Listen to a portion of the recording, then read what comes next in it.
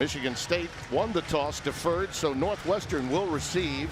Cole Haan, the redshirt freshman from Des Moines, is teeing it up, and back deep, Kyrie Mcgowan and Flynn Nagel for Northwestern. Huge game for the Spartans, given what's ahead of them, and that guy knows it. Mark D'Antonio, who has seen his team win championships and go to 4-8 within the last handful of years, has Penn State and Michigan looming after this matchup against a team that he, quite frankly, has not matched up well against in recent years.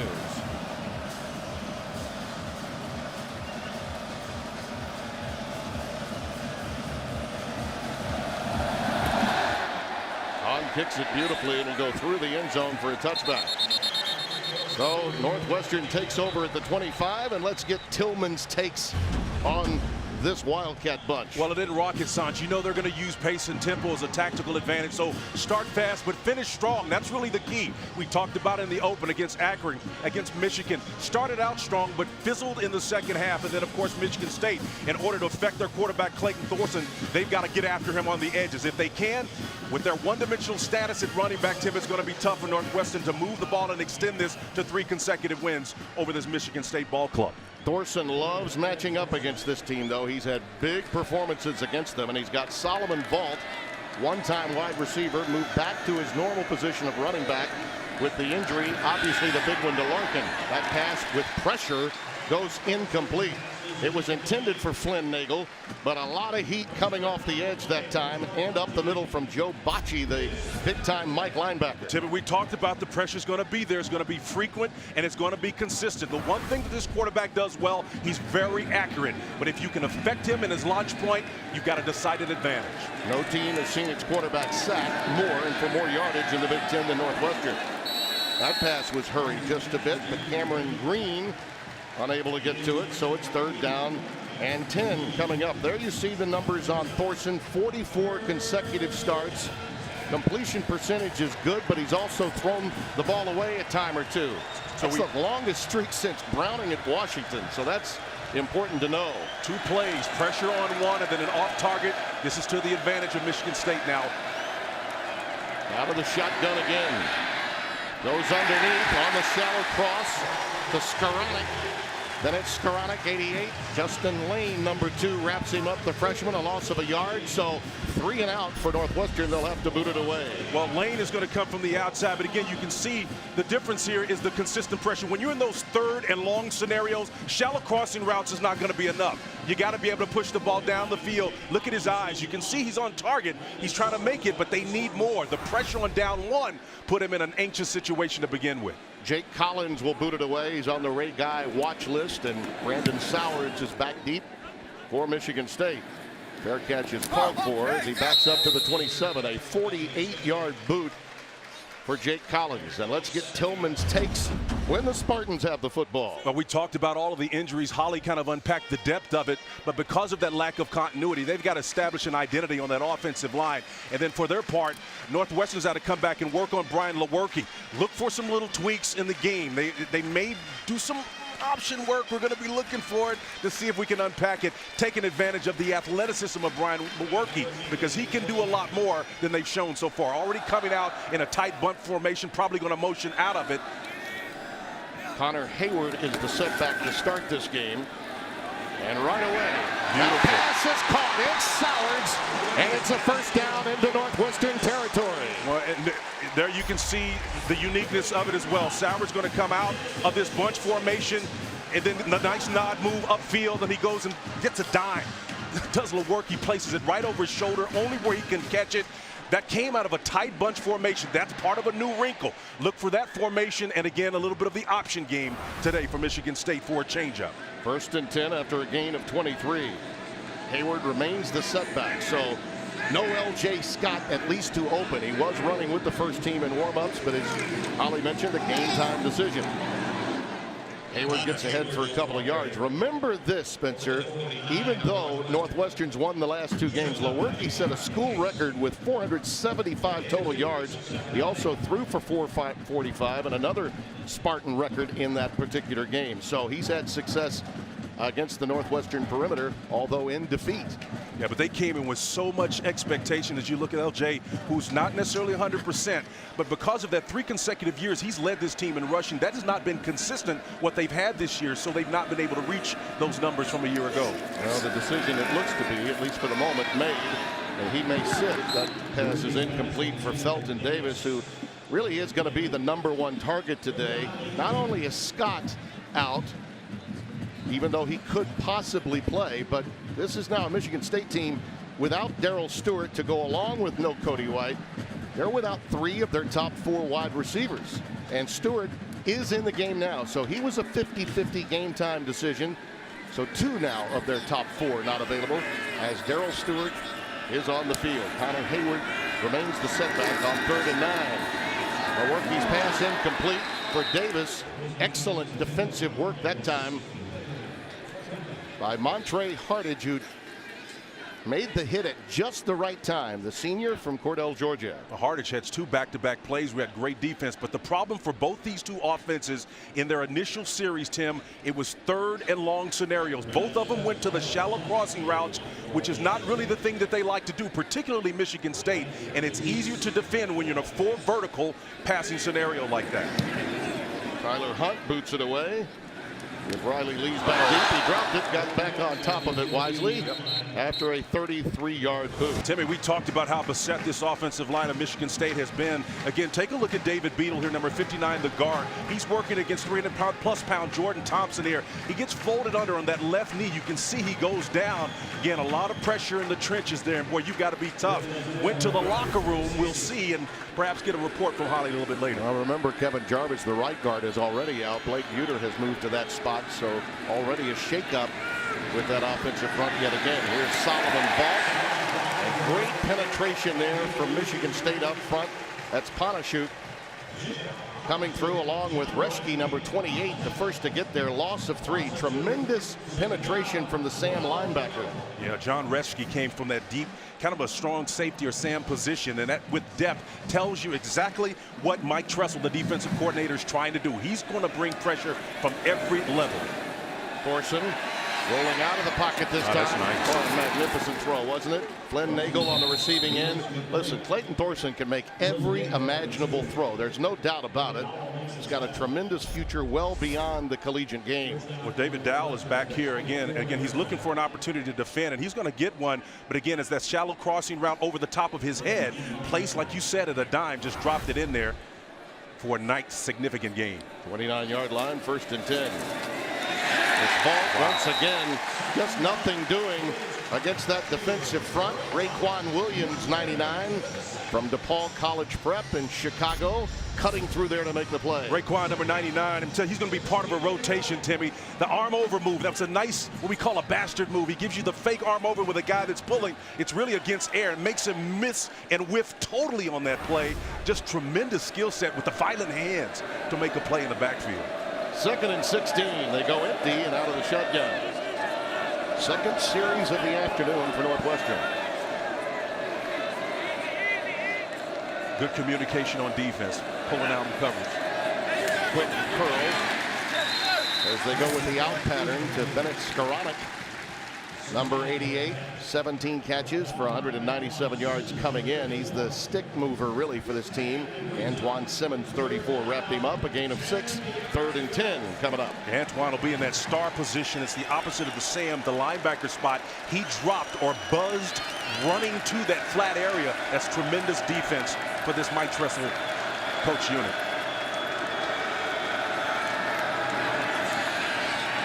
Pressure coming late. Beautiful pass. Cameron Green, 84, from that slot back position, makes the grab, a 15-yard gain. Morrissey, the safety, making the play. Well, what a throw that was from Thorson. And Matt Morrissey was covering like a blanket, Tim, and I'm telling you, as we run this really quick, they're going to go up-tempo to try to get ahead of us, but just a nice job of playing right on and demonstrating what he does best. It's about accuracy. Quick out yet again, going right back to Green. This is just a laser shot. Yeah, look at the gap there in the arm, just beyond the right arm. Just a tremendous job of seeing exactly where he wants to go and then having the accuracy to deliver it and the velocity to finish it off. 5 of 7 for 39 yards early on for Thorson. Drake Anderson just into the game. 5'11" freshman from Chandler, Arizona, toting it. Rarely seen playing time, this young man, but they have to go deep. You know that they've used Isaiah Bowser, John Moten. They had to move Vault. Of course, you know the story on Jeremy Larkin, his injury in the spinal area, a career ender, and now he's an associate coach, student assistant for Pat Fitzgerald. There's a tricky formation here. They're motion out of it, but the pressure is going to be the solution to it. 3rd and 3, pressure off the backside, and it forces the incompletion. Tim, it's no difference than running cues, or when you're a linebacker, you can see pulling guards. That is an indicator that I can come. You can see the pressure coming off the right side here. That consistent pressure is a result of that bunch formation, motion weak. Now, it means those third guys are all together in a bunch, but when one of them goes weak, it's a cue to the guy to that side that he can now free to come and affect the quarterback. That's Hanashuk along with Tyreek Thompson collaborating on the stop, and Brandon Sowers is back deep, awaiting the boot from Collins, and he takes it with a fair catch at the 17. Along with Spencer Tillman, Holly Saunders, Tim Brando here in East Lansing. And you look at a scoreless game and an offensive line that for the 5th consecutive game is different, and it's changed already with the injury to Beadle. He was taken to the locker room on the last series. Fake the jet sweep, come back the other way underneath to Connor Hayward, and he is dumped. Blake Gallagher, 51. His dad Mike played at New Hampshire and made a big performance for himself against Duke. 13 tackle game. He loves to bring the hammer instead of the nail, he says. Out of Raina Mass, 6 foot, 221 pounds, and he was reading like a computer on that double screen is what it was, and he wasn't fooled by it at all. Blake did a nice job of peeling and playing his responsibility. That's good football. This defense of Mike Hankwitz has been a problem for Michigan State, particularly in the run game. Lewerke overthrown that time, intended for Darrell Stewart Jr. Heard a couple of weeks ago, we mentioned that he's been out. Junior out of Houston, Texas, and now along with Felton Davis, he's going to be the one that they're counting on. Well, you can see his eyes. He knew where he wanted to go, just behind the underneath coverage. The ball was thrown up a little bit high, but again, it was excellent coverage on the back end at the second level that made it difficult to squeeze that ball in there for a completion. 3rd and 14, and Hayward again remains the setback. So no L.J. Scott. To this point, no Ladarius Jefferson, the outstanding freshman phenom. Beautiful look to Davis. You know, you look at this kid, Spencer, and the comparison's been made to DeAndre Hopkins. He's got that look about him and is playing with a lot more confidence of late. Yeah, the dreads are part of it. Yeah, there's no question about it. He looks like D-Hop, but Nuke, as they call D-Hop, is one of those guys that catches it all. But I like the fact that his zone coverage, look at the kind of model or crown around the receiver. There are as many as 5 different white jerseys around him. But again, Lewerke places that ball in the void, not trying to create something that doesn't exist. That's a nice pitch and catch for plus yardage. Yeah, unfortunately, he did not get enough in the pattern to net the first down. A yard away, so Tyler Hunt will have to punt it. Riley Lee's backing up. We'll have to let it go. How about this? How about this from Tyler Hunt? Young man with 8 punts coming in. His longest was 48. Now his longest is 63. How about little Jordan? We saw him throw one last week, you might recall. Going to the bag of tricks early. We'll see if it'll hold up for 60. Remember, he threw one to his quarterback to get inside the 5 against Kansas State last week in the game we had. There's an outbound into Flynn Nagel, and Nagel is ahead for a first down to the 23-yard line. David Dow was out there defending. Again, they're trying to go tempo a little bit to pace this thing up, but just an excellent job of a natural, what we call a rub, when you got 2 defenders and one is trying to get to a guy, but he can't because of a receiver that's blocking his path. It's natural. It's intentional, though. 14-yard gain. Vault is in the backfield as they go shotgun with 4 wides.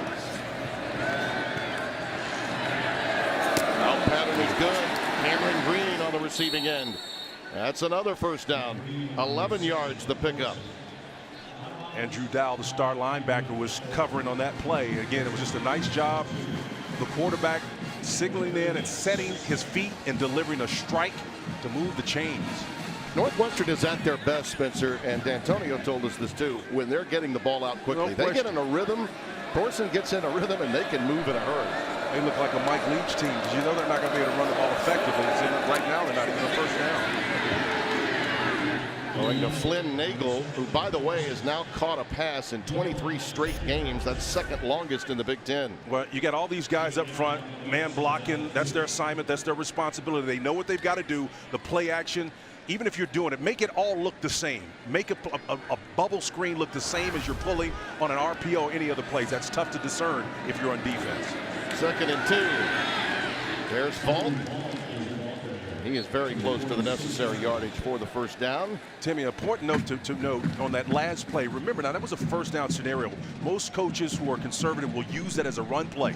They got nearly 6 yards on a pass play. It was outstanding. They considered that as effective as a run play. It's going to be 3rd down and less than a yard, so more like a foot the line to make.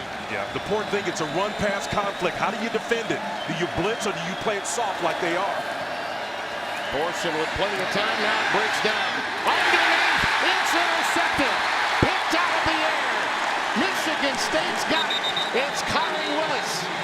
Willis, who's the leader of this team, a captain, comes away with the pick. And we've got a flag on the field up around the 44-yard line of Michigan State in their secondary. So hang on. Pass interference. Offense, number 12. That penalty is declined, and the play results in an interception. First down. Well, Blake Hance, number 72, the left tackle, end up saving the day. But you've got the penalty on the side, but it's really of none effect. It was just a tremendous job. The strong safety was there. Johnny on the spot was Willis from his strong safety alignment. Here's the clean look at the interception. Once again, the pressure is there. Thorson just throws it, ill-advised pass, Timmy. Yeah, and you know, J.J. Jefferson is who they tagged with the offensive pass interference. It was a pick. We thought he might be out because of the injury to his hand. He broke his hand a week ago. They had him out there for the pick, and he got called for the offensive pass interference. So Michigan State with the first takeaway of the game. First down inside the 40-yard line of Northwestern.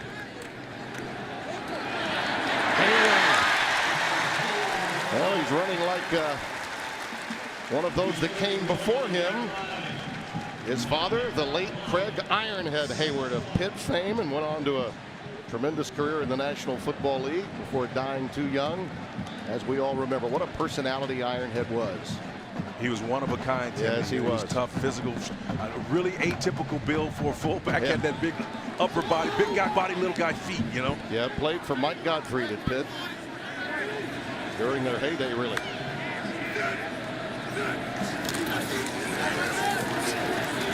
Hayward stopped shy of the first down. Chris Bergen, 28, the sophomore from Bloomfield Hills, Michigan, making the stop for the Wildcats. So it'll be 3rd down and short. All right, we're going to see how long Coach Dave Werner is going to allow his quarterback to just give that off on a call as opposed to take it to the edge. Lewerke's got the ability on the option play to keep it himself. He is a legitimate dual threat quarterback, and that's just a part of his game we've not seen. Ladarius Jefferson, the outstanding freshman, checks in, but it is Lewerke keeping it and sneaking it forward for the first down. Keep an eye, though, on Jefferson 15, Spencer, because he's big, he's strong, he reminds a lot, really, I think, Coach D'Antonio of L.J. Scott. Yeah, he kind of reminds me of Joel Lanning, just more athletic. You know, he's a Joel Lanning type guy, more athletic. Former quarterback, as you said, Mr. Michigan. He was just an outstanding player. Has a smart, high IQ for a football guy. Tremendous. Hayward back in the backfield along with Weston Bridges, 27. Bouncing out is Bridges. Trying to cut it back in. Northwestern all over that. Little, if any, gain. Maybe a loss. And the first to get there, Sam Miller, number 91. Paddy Fisher, too, did a nice job, number 42, playing with leverage. You know, a lot of times when guys are pulling, when you get moved from your space or your run block responsibility, that's where defenses break down. But again, Fisher, number 42, playing in that middle linebacker. We're going to have him zeroed in for much of the afternoon because you know Michigan State's going to run the ball. Not now, though. Trip formation. Let's see if they chunk it. On 2nd and 10. There's Hayward coming out of the backfield. Got a lot of green in front of him. Bumped out of bounds. Around the 15-yard line, it's a first down. 13 yards. Timmy, we talked about throwing it where they ain't. You know, if there's a lot of grass out there and you just can't get your personnel out. Wow, you're coming out this direction here. Again, Northwestern doesn't get enough personnel out there in time enough, and that's part of the problem. Paddy Fisher was the closest guy, but he was coming from that inside linebacker position just a little bit too late. 13-yard gain as a result. Great blocking downfield. Yeah, Brandon Soward, 16, the wide receiver. Fifth-year senior making an excellent block down there. Jefferson is back in the backfield now on 1st and 10. The run option. There you go. To the boundary. Good call by you, and I thought it was fun. Yesterday, Coach Salem, the quarterback's coach, came up to you, recognized your past at Oklahoma, and he and the backup, Rocky Lombardi, were discussing the potential of option football. Yeah, when you come down here in the option game, it's really about understanding one thing. The work, he comes down, and when that guy gets in his face, that's perfect. That's the best way to run it. When you sell it, when the guy's about ready to hit you and you deal it, that's how you run the option game to perfection. A lot of guys who are classic in the pocket quarterbacks will deal the ball or pitch it about 2 or 3 yards away from the guy. Then the defender can play both the running back and the quarterback. That's not how you play option game. The young man really handled the poor pitch pretty well, didn't he? Yep, he did. Nice. Davis. Belton Davis. We want to get him the ball any way imaginable. Blake Gallagher, 51, making the stop, a 2-yard gain. Here's what I would do. You know, you're into the boundary. That's the short side of the field, right? You're on the right hash. If you've got athletic ability, you're running all this misdirection stuff, how about bringing that play back to the field where you've got a larger margin of error? You see, got all of this field back here. See, when you run into the boundary, it's limited, maybe 10, 15 yards, but you got 20 yards back the other way. 3rd down and 4. Matt Sokol, the tight end, lines up strong right on 3rd and 4. Nice job. To the field. Everything but the catch. It was Soward's. It was there. It was well defended by J.R. Pace. Now he can come up and run support, and he made a pretty good defensive play here. Well, Pace came up, but you got to catch this ball. I mean, that's beautiful. I mean, Pace does a nice job of getting that right hand in there. He did. He got it in there. That's just blanket defense. No way you can defend that, but it's a great job of throwing it across the field. That's a long way for a ball to travel, but it was accurate, on point. Love the decision. Matt Coughlin will try for the field goal. 6 of 6, his longest 49 this year. And his streak to 15 from 14 is intact. 3-0 our score here. Cole Haan tees it up. Northwestern looking to get something going here. Has Kyrie Mcgowan back deep, along with Flynn Nagel.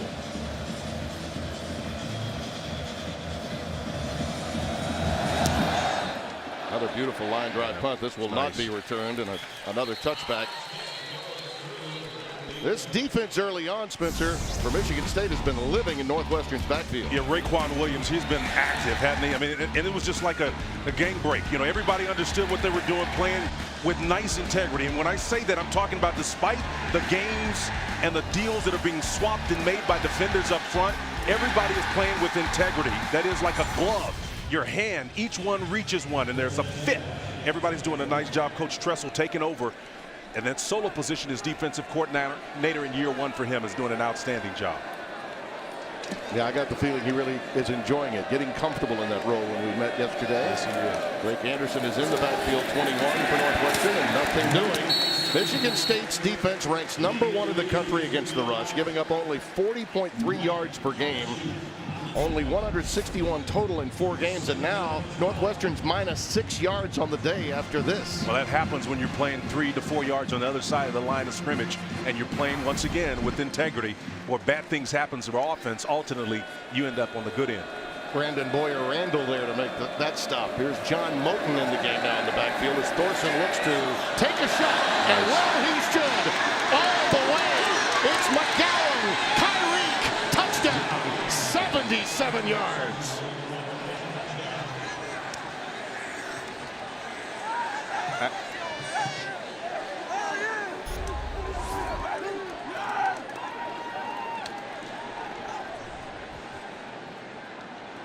Timmy, look at this right here. This is a nice job of the right guard. It's Tommy Dotes doing a nice execution of coming out to give his quarterback an opportunity to throw that ball without being affected by pressure on the back end. Coming from the opposite guard position to a wide open wide receiver. Well-designed play. Because one thing about this Michigan State defense, they read cues. When that right guard pulled, that confused this defense. Well, David Dowell really bit, didn't he? The 7-3 our score. This is a busted coverage by the safety, David Dowell. David Dowell is back here, and the problem is it's a cover 2 alignment. That gives you the sense in reality. Once this guy passes him off, he's thinking he's got help over the top. But again, because of what's happened here, Dowell's read and run. He's reacted. He blew the assignment and left him wide open on the edge. That is a poor job on the back end of coverage. Scheme got him. Got to be disciplined back there on the back end. Nice idea, too, to roll him out of the pocket, wasn't it? To assure himself an opportunity. Hayward dropped it inside the 10, and now Michigan State will be backed up inside their 15-yard line. Spencer, you pointed out the great work up front by Tommy Doles enabling that pass to be thrown, but getting Thorson out of the pocket was essential there. Yeah, and you get him out of the pocket, but again, if he has no protection, he's going to get hit right in the chops. But it was Tommy Doles coming from the opposite guard position, which is very unconventional. And to be honest with you, Tim, it's not sound offense, but that's what confused. It was a gamble on the part of Northwestern, but it paid off because Michigan State reads their cues, and they reacted to that as if it were a run. Even the safeties got nosy and started looking in the backfield. Wow. Poor eye discipline on the back end for Michigan State. Well, both offenses without their great runners available to them and some of their outstanding receivers, as you see Jefferson taking it ahead for a couple. They know, both coaching staffs said, we got to have explosive plays. Yep. Because there aren't going to be many drives, right? That was some explosive play. Spartans Stadium, East Lansing, Michigan. Tim Brando, Spencer Tillman, Holly Saunders. 7-3 as Northwestern's just hit with an explosive 77-yard touchdown pass. And now it's up to Brian Lewerke and company to get something rolling in every aspect. This has been a cagey offensive performance by both teams. Going into the bag of tricks early. Ladarius Jefferson will open in the backfield, number 15. Play fake to him, Lewerke. On the crossing path, up in the air. Almost picked a couple of times. Felton Davis, the intended receiver. Hardage was there with the great coverage, and this ball could have been picked twice. Well, you're coming inside, and when that break happens, you got to come flat. But Hardage, boy, I'm telling you, he is a craftsman. Showed you early where he got the right hand and deflected a sure touchdown in, but there he got an opportunity, a near opportunity for an interception, but defended it with his left hand. I'm telling you, this guy is really gifted. I'm impressed with his coverage skills. Paddy Fisher, the middle linebacker, almost had a chance to grab that initially. He tapped it into the air with hopes that someone from the secondary might come in there and pick it off. 2nd and 10. Jefferson still the setback. And this one thrown behind the tight end, Sokol, incomplete. Inside game working there on the part of Michigan State. I don't think the pressure really affected the quarterback, but it was a great opportunity for him. Again, the pressure was coming from this side right here. He stands in the pocket. Sokol, he just puts it on his back shoulder. Sokol had to turn for that ball. Great coverage behind him. Jared McGee, the strong safety, was the guy defending. That's really noticeable. With the exception of that first 23-yard pass, Spencer, we haven't seen too many wide receivers getting separation for Lewerke. It's 4th and 8. Hunt booms this one high into the air. Riley Lees runs to the wide side looking for some help. And does manage to get near midfield, a 40-yard boot. Let's see if they can sustain that creativity for 60 minutes, which has been their problem so far all year. One thing they haven't been able to do is run the football, and it may be that they'll just set that aside and go with a short passing game as Flynn Nagel grabs that one for 7 yards in front of Kyrie Willis, number 27, who already had a pick earlier today. Yeah, well, partner, I'm tracking what they do in the throw game on first downs. They've been averaging about 5.5 yards, which to me, that tells you that their passing game is as effective as any first down run option. 4 receptions, 45 yards for Nagel, the favorite target of Thorson. And we got a marker down as he's going in that direction. Once again, the pass was intended for Jefferson. JJ playing with a broken hand. Still managing to be out there, and you see the injured Spartan on the field. That's Josh Butler, number 19, the cornerback. Holding. Defense number 19. 10-yard penalty from the previous spot with an automatic first down. From the 34, it's first down. That's the first accepted penalty of the game. Thorson looping it for Jefferson. He's got it. It is a touchdown. Wow.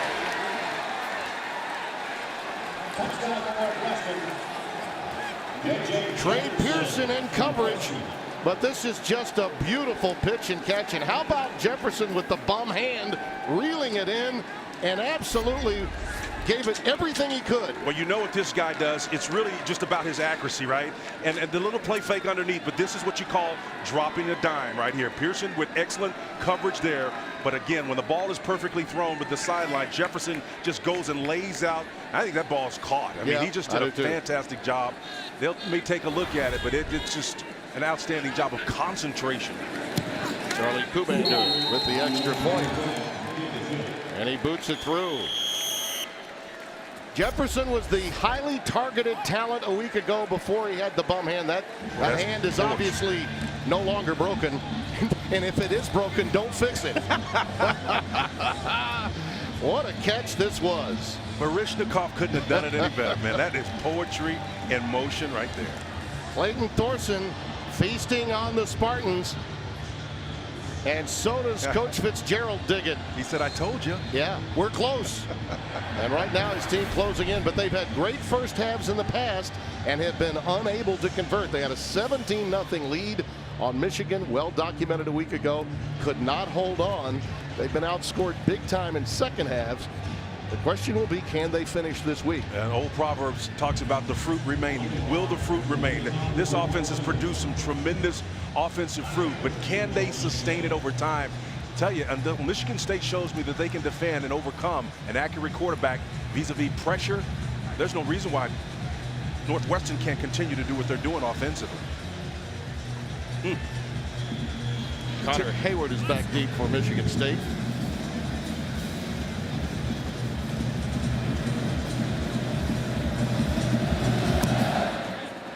This one looks returnable.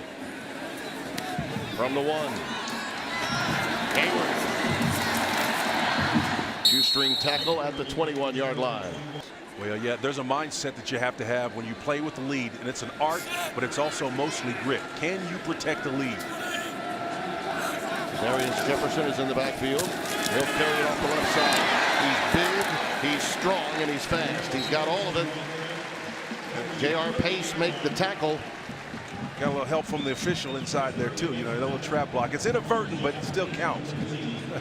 Pickup of 9. It's 2nd and 1 coming up. You know, we asked the coaches about Jefferson. Do you have a little something in there with a play pass for him? Here's what you're talking about. Just meandering around. Look at this guy. What are you doing? Whose team are you on? You know?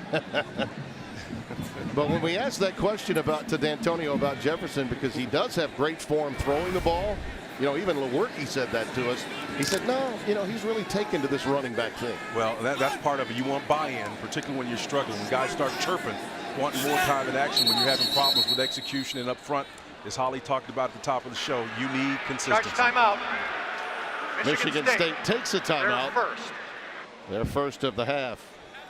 And D'Antonio has that look about him, right? We're down but not out. He always has that kind of pensive, thoughtful look about him all the time. He's 14-3 our score. Northwestern with the lead. We'd like to thank the sports information people for stopping by to tell us that reports of and even documented published reports of a broken hand were erroneous. Although Jefferson did have an injured hand, it was never broken.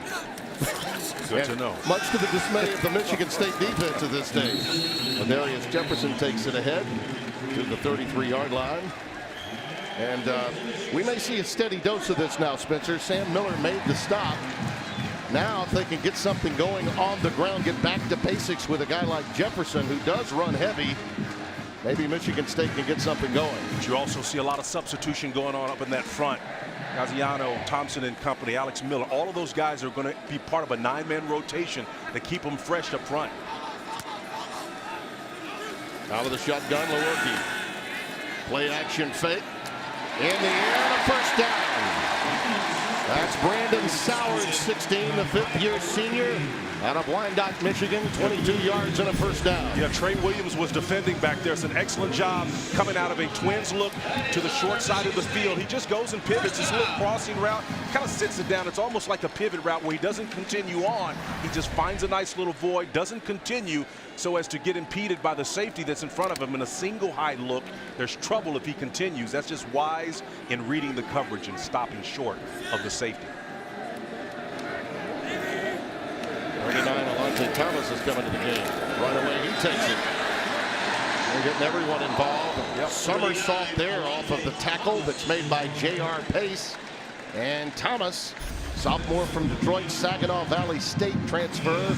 Good run here. As is the tradition of this program, I go all the way back to the Lorenzo White days. You know, the big, heavy-footed runner out of Michigan State that just did it perfectly. Played with him at Houston for a while. And we used to call him Sweet Roll. Sweet Roll. I'll leave it to your imagination. That was Jerry Glanville called him Sweet Roll. Oh, I can only. You got to give me the Glanville voice when you say that. Second down and 4. Jefferson again. Good penetration that time by Northwestern. Coming right through there, Trent Goins, 83, the junior. Chino Hills, California. And see, that's a byproduct of keeping those guys fresh. Sam Miller was at that end position on that last kind of grouping that came in. Now you got another grouping coming in. You can see him, you know, Coach Fitzgerald's got him coming from the sideline for a reason, folks. He knows his team can stretch you out, get you tired.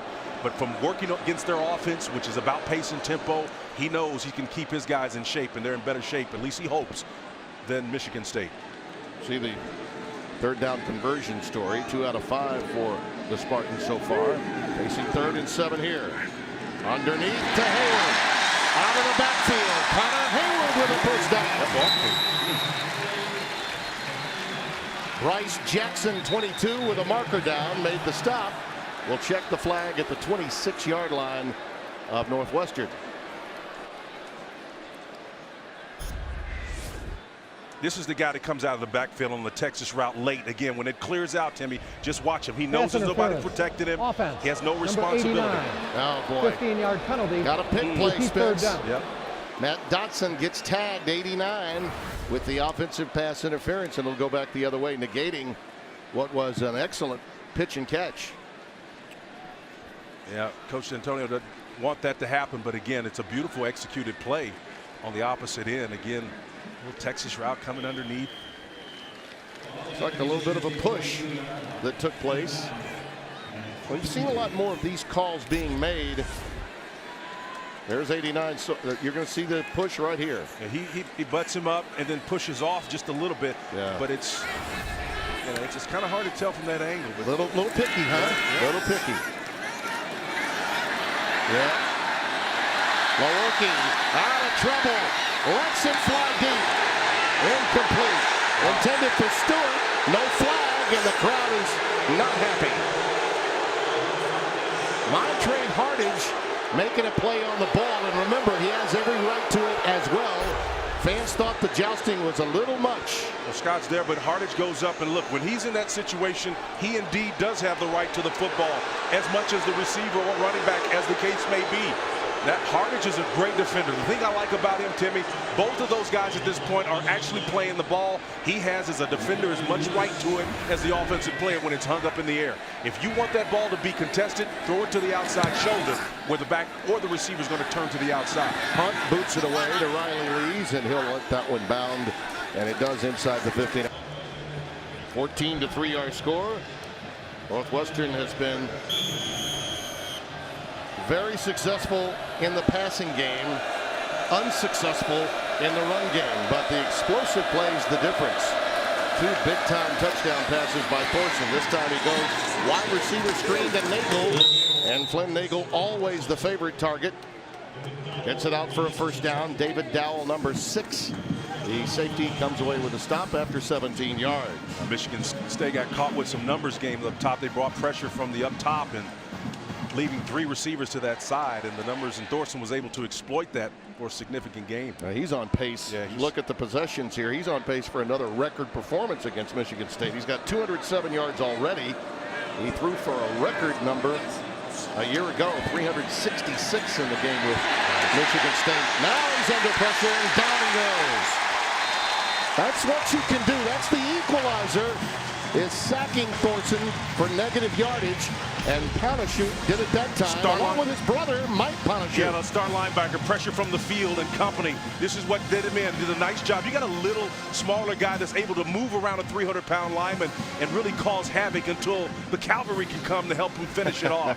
Just a fantastic job of designing field pressure from the field. And while that's a gamble, you've got to come a long way when you're bringing pressure from the wide side of the field. But if you can get there, usually pays big dividends. Those Parachutes out of Roselle, New Jersey, collaborating. Here's Ball. You know, he's got a quick burst, but if you have that kind of penetration, and Raekwon Williams did, you'll take that away in a heartbeat. And they play with such integrity on the defensive side of the ball. It's just fun to watch, man. When they run and chase and they get to their points where they're supposed to be, you can actually make mistakes and still fall into good positions to make plays. Yeah, Spencer, they are #1 against the rush. They are 114th of 129 against the pass, and that is certainly playing out statistically so far today. No question. Just giving up 40 yards rushing per game. On 3rd and 23, they'll go underneath the vault. The safety valve taken out of bounds at the 21-yard line. Justin Lane the stop. And with an injury update on Josh Butler, here's Holly. Yeah, Tim, after that last series, the cornerback Josh Butler, as you say, came over to the Spartan training table, and he's been there ever since. Staff were looking at his right knee, Tim. He had his head in his hands for a good 5 minutes. Just looked very concerned, and teammates came over to encourage him. He's walking very gingerly now. He's up and about on that right leg, Tim. Yeah, boy, they've been so hurt. The junior from Mesquite, Texas, is a big-time cover guy as well, and they need help in that area. Brandon Sowers is back deep as Jake Collins boots it away. Got him on his heels. And now, as you see, Sowers does take it, and I think he surprised him a little bit. Up to the 32-yard line. Darius Jefferson remains in the backfield on first down. Here's Lewerke on the outbound. It's Felton Davis at first down. Carnage is there with the stop, number 24. Love Felton Davis to the field. He's just got an excellent job on this route here, Tim. He's going to come out and work out this way. Versus a soft coverage, that tells you something. He does the first thing you need to do if you want to separate yourself. He stems or moves into the inside to force a reaction from the defender, then breaks it out to create even more separation. It's just, he's skilled to be sure, but he's also a smart route runner as well. Fullback is in the game now. Max Rosenthal. Colin Lucas is also out. He's a no-go today. Nothing doing for Ladarius Jefferson here as they tried to go to the strong side behind the fullback. But Northwestern was right there, not giving an inch. Man, you watch the way Paddy Fisher and all these guys move around. It's amazing to me that they've lost the games that they've lost. And we know why. Obviously, they kind of faded in the second half. And it's almost like what happens on the offensive side of the ball impacts what happens on the defensive side. But if you just take a snapshot of the first half of this Northwestern stop unit, man, this looks like an all-conference team right here. It's top shelf, man. Well, there's no doubt they're better than their 1-3 record. You see Butler has made his way back to the sidelines after Holly's report. Lewerke. There's a convoy in front of Jefferson, but boy, did they quickly close. How about the closing speed of Paddy Fisher? Big-time play by Paddy Fisher, who has been a stalwart for Northwestern. Well, you can see him here. Again, it's just really diagnosing the play. When the back is out, that's his guy. He also has short underneath route. He does a nice job of avoiding what would have been a block by the tight end. Fisher does a nice job of fishing through all of that mess and avoiding a block to make a great play. He just disposed of C.J. Hayes, number 4, didn't he? Just threw him aside. Discarded him, man. Yeah, he did. That's just playing with awareness, Tim. There are always going to be guys blocking you at the second level, but you got to be aware, particularly in this age of RPOs. 3rd down 10. Lewerke with time. Loops it forward and finds Felton Davis. There's a marker down. He's got it inside the 30 of Northwestern. Looks like a hold, preliminary indication against the Wildcats. 26 yards. Holding. Defense, number 24. That penalty is declined. The result of the play is a first down. Let's see what he's doing in a man-to-man matchup here. And inside, oh, the post go. He did a nice job of trying to get back to that corner route. It was a post corner. And when you get beat like that, man, you put a guy in your back pocket. That's a problem. It's going to get caught every single time. Well, I'm guessing Hardage is saying if I don't do that, he scores. Yeah, Montre Hardage knew he was beaten, man. 3 catches for 53 yards now for Felton Davis III. Lewerke going back shoulder, and it's incomplete. Hardage again in coverage, as that one was to the left-hand side. Gaziano bringing the heat. Well, Gaziano came in with pressure big time. You can see him inside field level, man. He just put a shot on Lewerke, who threw it up, did his best job as he possibly could to get out of there, but he had heat on him. You know, he deserves a lot more credit in this league. I mean, were it not for Rashad Gary and Winovich, he probably would get a lot more ink as a rush in. Yeah, no. I mean, he's outstanding, no doubt about it. 16 career sacks, 7th all-time at Northwestern. Well, he's just a physical presence. There's some holes in his game, but you know the bottom line is this: if you say Timmy, he's an elite player. Lewerke, quick drop, looks again for the open receiver. Has his man Cam Chambers, 21. He was a 50-50 proposition coming in. That's 14 yards and a first down. And Trey Williams was playing him in softer coverage. Again, Lewerke does a nice job of, he doesn't have to play off anybody. His eyes are set. He knows where he wants to go. Just puts that ball up there. We can go and pluck it and catch it out. Trey Williams, a good 5 yards off the receiver on that play. Sicklerville, New Jersey, prepped at Timber Creek Central. 1st and 10 with the ball at the 13 now at Northwestern.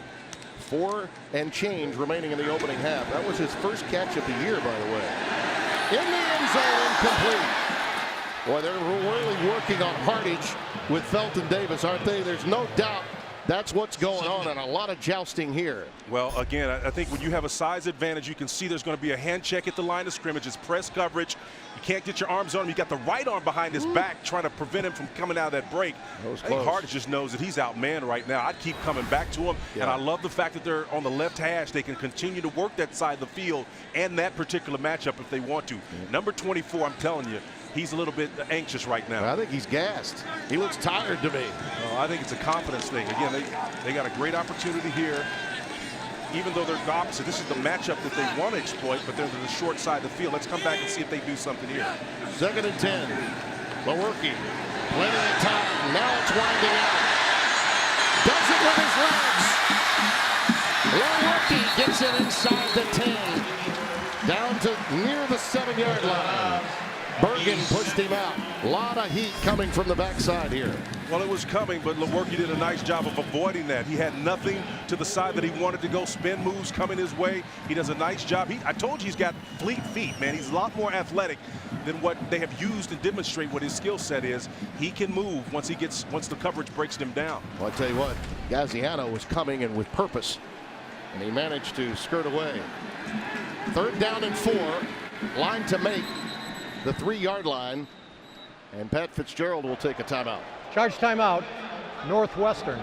They're first. Spencer, I think that timeout was taken to give Montre Hardage a blow. Blow, you think? Yeah, I do. Well, he probably needs it right now. You know, Felton Davis did a tremendous job of wearing him out. Let's see if they stay with it. Right now, they're going back to on the right hash. Will they come back to the field and make the matchup opposite of that, or will they stay down here with Montre? I think either one is a good call.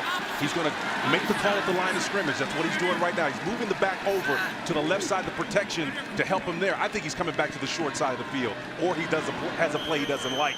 So they're going to take another look at it. Charge timeout, Michigan State. They're second.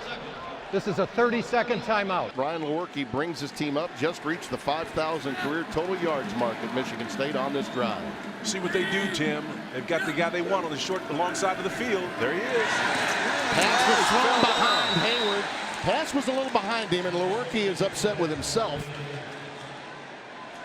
And that means the line to make the 3. They are far short. Coughlin's now kicked 15 straight field goals. It's tied a Michigan State record. He could break it with this one right here, but boy, he'd love to have this pass back. I like what they did. They had Felton Davis to the field that gave the illusion that you need to double him, and they sneaked the back out there. That was a very well thought out play. The timeout certainly helped them as well get the personnel in the matchup they're looking for. Just couldn't execute at quarterback. So Coughlin from 25 out of the hold of Lewerke. no doubt that Hayward stumbled, but the pass was thrown just a little behind him. The 1-3 Wildcats of Northwestern leading Michigan State at 3-1 here in East Lansing. Just over or just under 3 minutes remaining here in the opening half. Again, you go back how fragile this game is, Spencer. Northwestern playing like a team that won 10 games a year ago and 8 in a row. It's amazing how good they've been on the road, and particularly on the road at this stadium. Well, they're well coached, and you obviously know if you're in Northwestern, you're smart. And that's the way you win games. You know your assignments, you don't make mistakes, but once again, it comes back down to that. 4 straight, as you said, Big Ten road games, 31-27 win at Purdue, season opener 3 last years, Timmy. It's been impressive. It has been. That was a Thursday night opener, you might recall, as McGowan takes the knee for the touchback. Tune in after the game. Fox Sports and Wendy's bring you College Football Now, hosted by our friend Jenny Taft. There's our friend Gus calls her the All-American Girl. She'll be bringing you the best of college football throughout the season. Check it out after the Oklahoma-Texas game today on Twitter at the handle College Football on Fox. 24-10, Texas with the lead in that game. Might be a surprise to a number of people, but for Spencer and me, I think last week we saw a lot. They had a root canal game on the road and answered the challenge from Kansas State in a game that could have gone the other way. Cameron Green on the receiving end. A lot of times you need games like that before you play a rival. That's clearly a typo. That has to be a typographical error. No, but Tom Herman's done a wonderful job. We've noted the improvement when we talked to him a couple of weeks ago. He's done a fine job of whittling out the bad seeds and getting his culture. John Moten in the backfield now for Thorson. Pass was a little underthrown to Skorotic, number 88. Well, that's the first time he's missed an open receiver. Thorson has been outstanding here in the first half. He really has, and he's got a big arm. You know, you got to play at the hot corner or be a shortstop. Either one of them, you got to be able to go scoop that ball and get it, man. He goes underneath it. Wes Parker, first base active, scooping it up over there. I'm taking you back to Dodger Blue days. You're going back. Way back. Yeah. 3rd down and 5 here.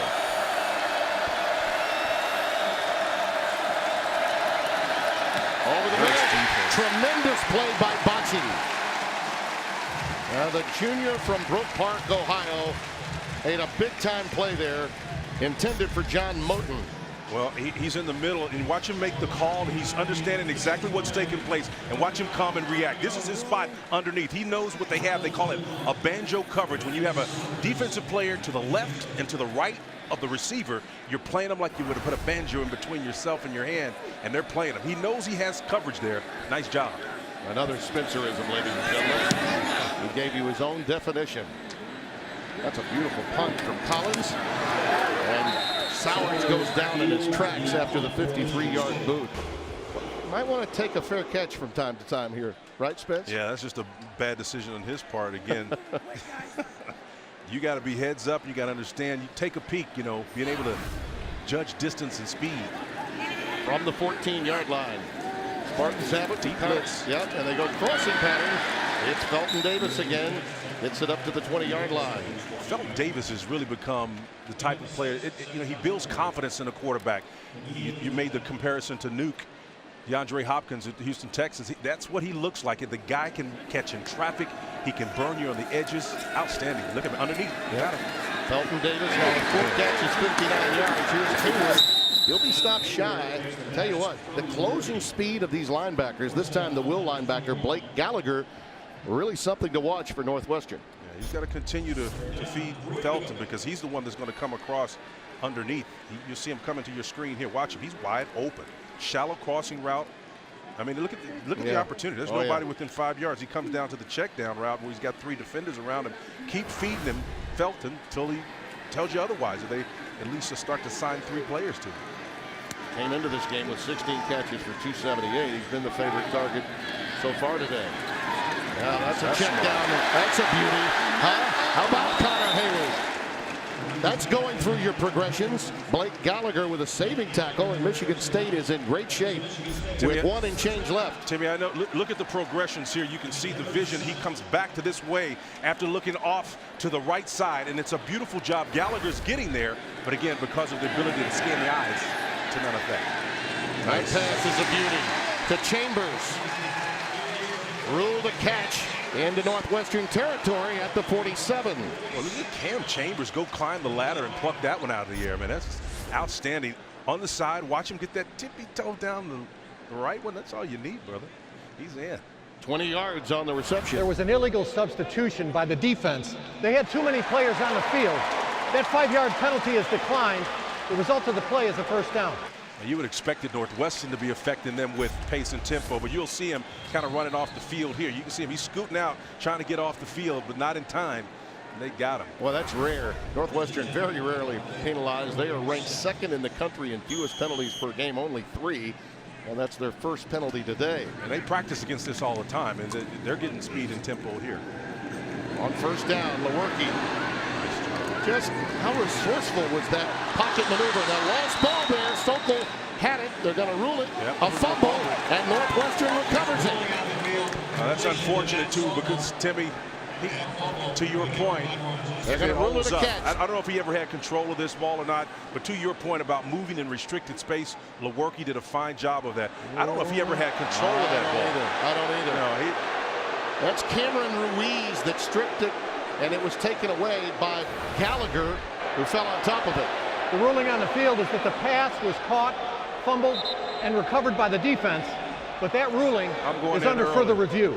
I'm going in early and say they overturned it. Let's see what Dean says. Yeah, at first glance, I tend to agree with you. Dean Blandino is back in Los Angeles. Dean, what did you see?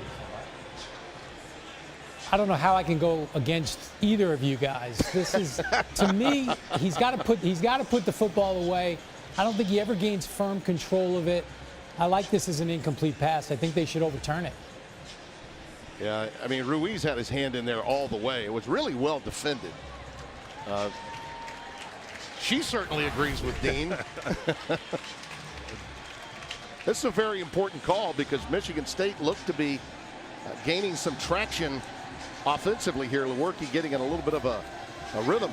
Well, and again, we don't root for anybody, but to your point about how he moved in the pocket and restricted space, a lot of times quarterbacks try to make more happen, and that's not what it's about. It's about nuance, staying in that pocket, and sometimes it can be the difference between 4 or 5 inches, and you're resetting your feet to make a completion. You don't complete it on the opposite end, but I thought it was wise. Rick Nelson is our replay official in the booth. Bill Algie is with him. And we'll get the word from our referee, Dan Capron. We're taking a look at it as we speak.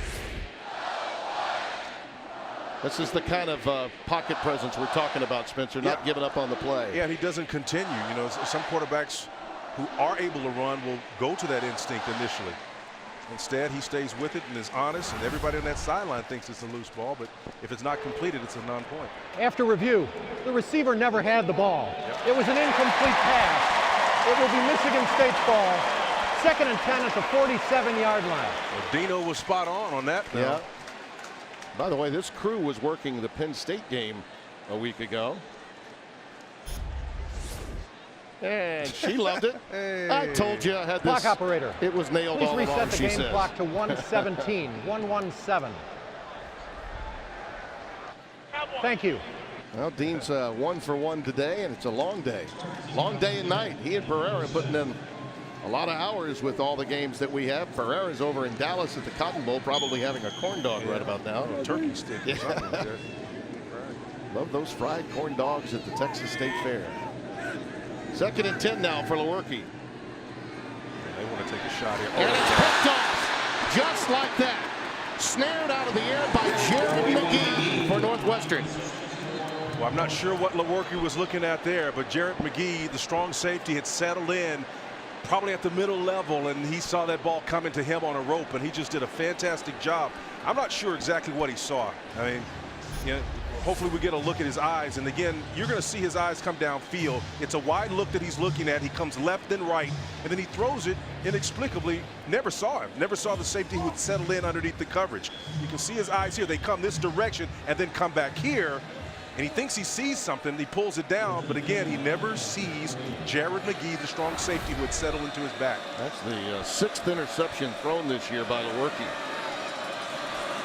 Ball's in the backfield as Thorson looks to take advantage.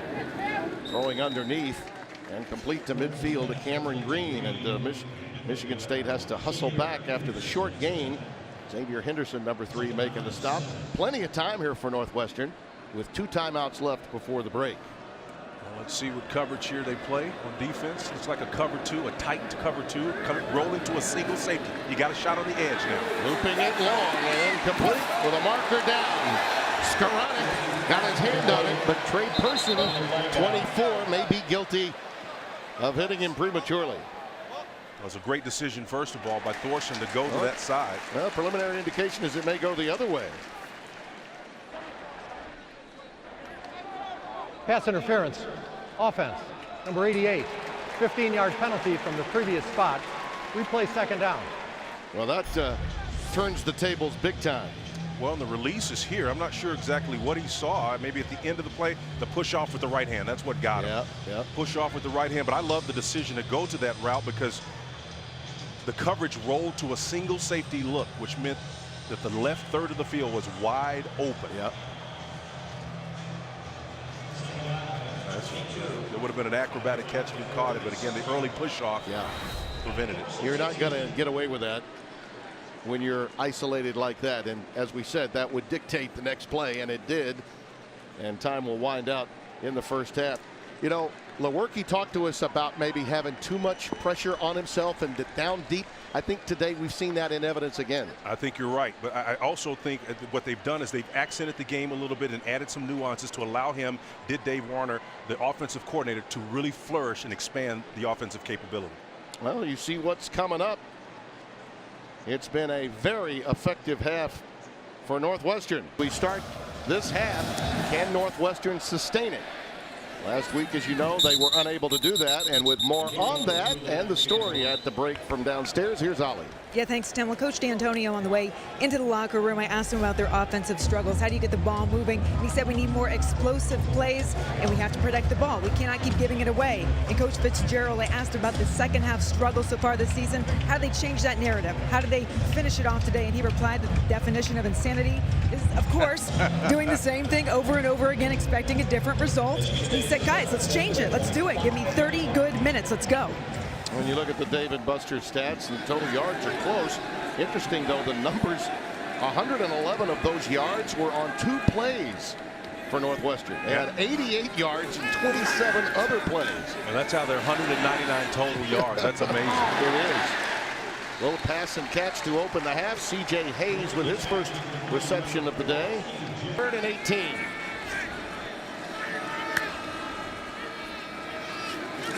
Northwestern brings only 3, drops 8. Lewerke's pass is caught. It's Darrell Stewart Jr.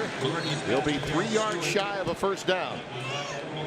Stop made by Trey Williams, number 3. Yeah, Darrell Stewart Jr. usually is working from that flanker position, and great job on the part of Lewerke to wait until that play developed. He actually had a check down route available with his back and then one on the edges. A little conservative decision here, Tim. Well, the fans don't like it, but you got to know your coach. Mark D'Antonio plays the percentages. Yeah, he really does. I understand the emotions, but it's early 3rd quarter, and he certainly will play percentages more oftentimes than not. He's been here 11 years. You got to know that. High end over end boot, and a fair catch taken by Riley Lees. Clayton Thorson brings out his team. He knows these guys well. He's been good against these guys many times. But Spencer, you say this drive, given what has happened to Northwestern this season, psychologically is as big a drive as they've had all year. No question. You heard me talk about how confidence comes. If we follow the pattern that has defined our year so far and pass this series, it's going to be a problem for Northwestern. Drake Anderson in the backfield, and he'll take it towards the boundary. Slips one tackle and is out for a first down. So a healthy gain on first down. Kyrie Willis, the team captain defensively. Now you're giving stop. Now, sorry about that, partner. Now you're giving me a reason to believe that things are going to be different. Anderson does a nice job of getting around the outside, moving those chains on the first down. Let's see if they can continue. If they score, we've got ourselves a different game here. Previous rush out is 4 yards for Anderson, his best run of the season. Skowronek takes that pass, a quick out. Love the play selection, Tim. Again, you got 5 yards in that first down and 2 TD plays. That's the number you kind of referenced a minute ago. Yeah. 11 yards, 111 yards, and most of that came on those 2 explosive plays. Touchdown passes. That's right. Yeah. Jefferson's It was the same catch. play early in the first half.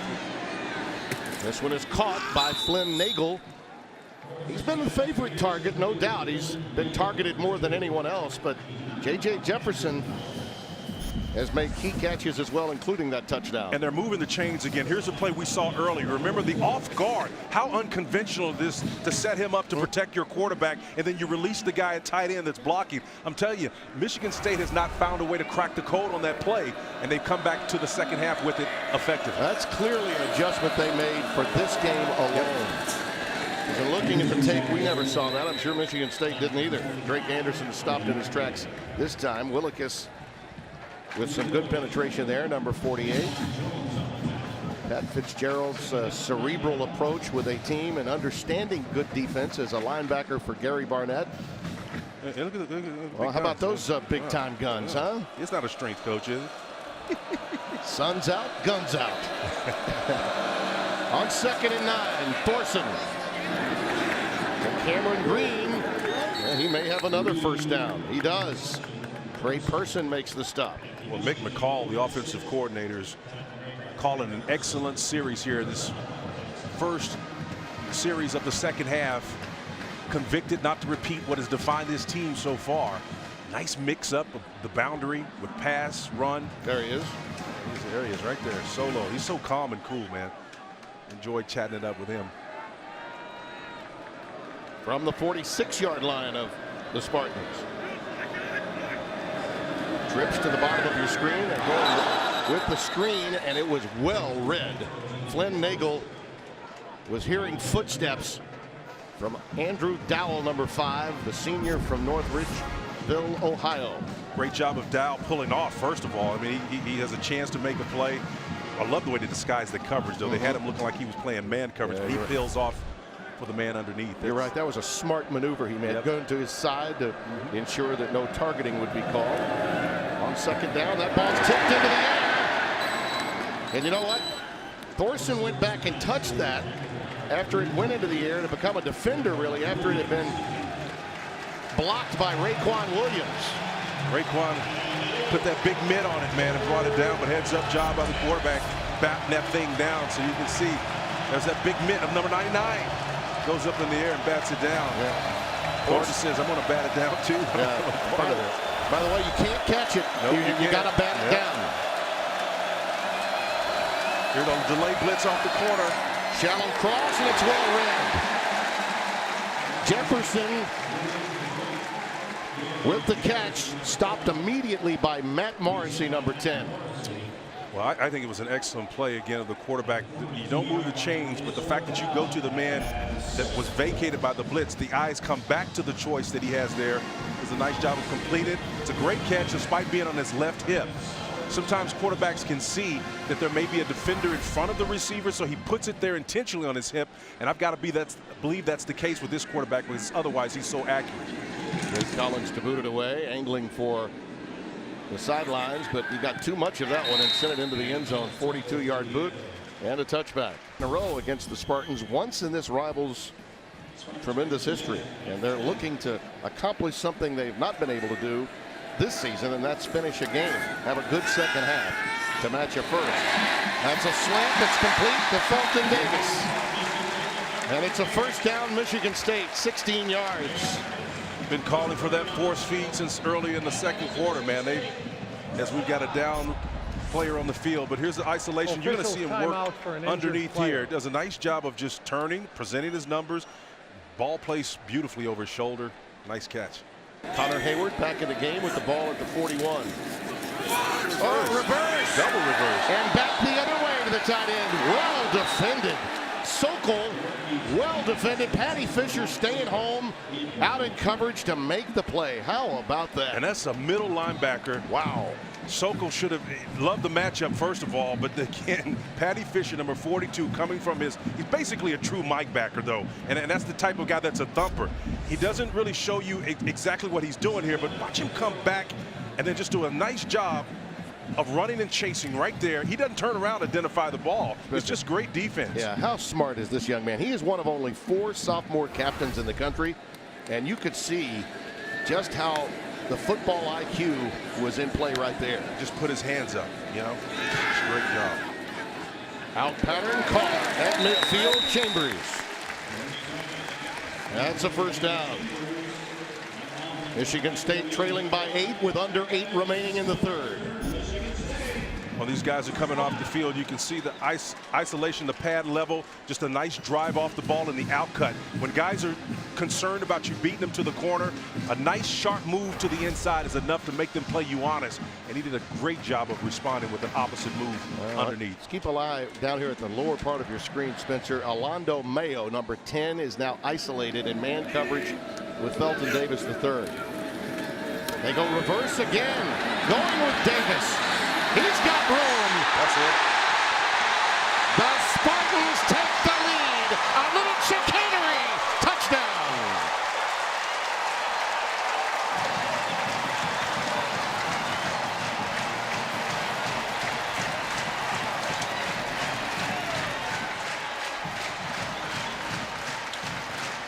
Boy, partner, there's a lot to love about Felton Davis III, the ex-receiver. And as he comes back across this formation, you're going to see something that's really cool. He's going to come back this direction here. And when he comes back, watch him get vertical up the field really quickly. I mean, he's reading it like a running back right now. A lot of those wide receivers will try to get to the edge and use their speed or avoid contact. This guy instinctively sought the middle of the field where most of the traffic tends to be.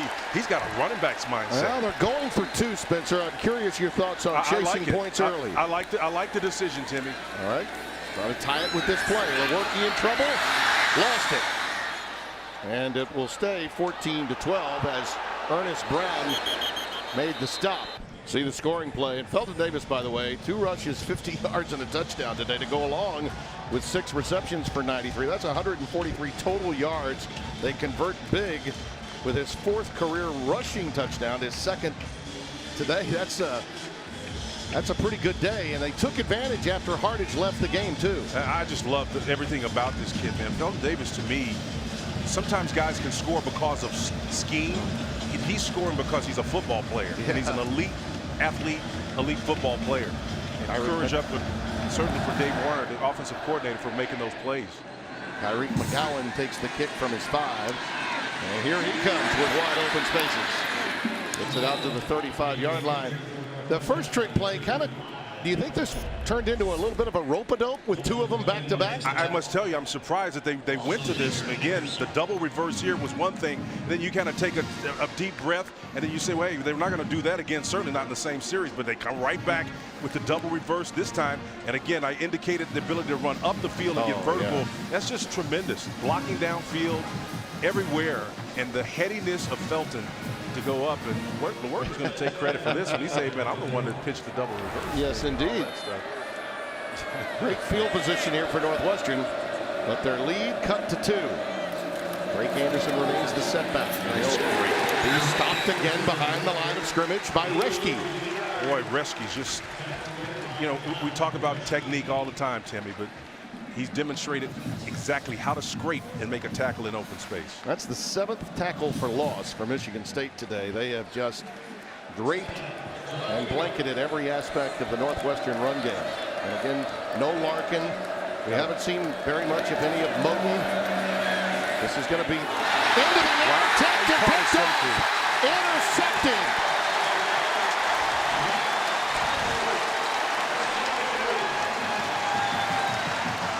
Panashuk, 72, comes away with it. Wow. And misery loves company for Northwestern in the second half. Talk about pinball wizard.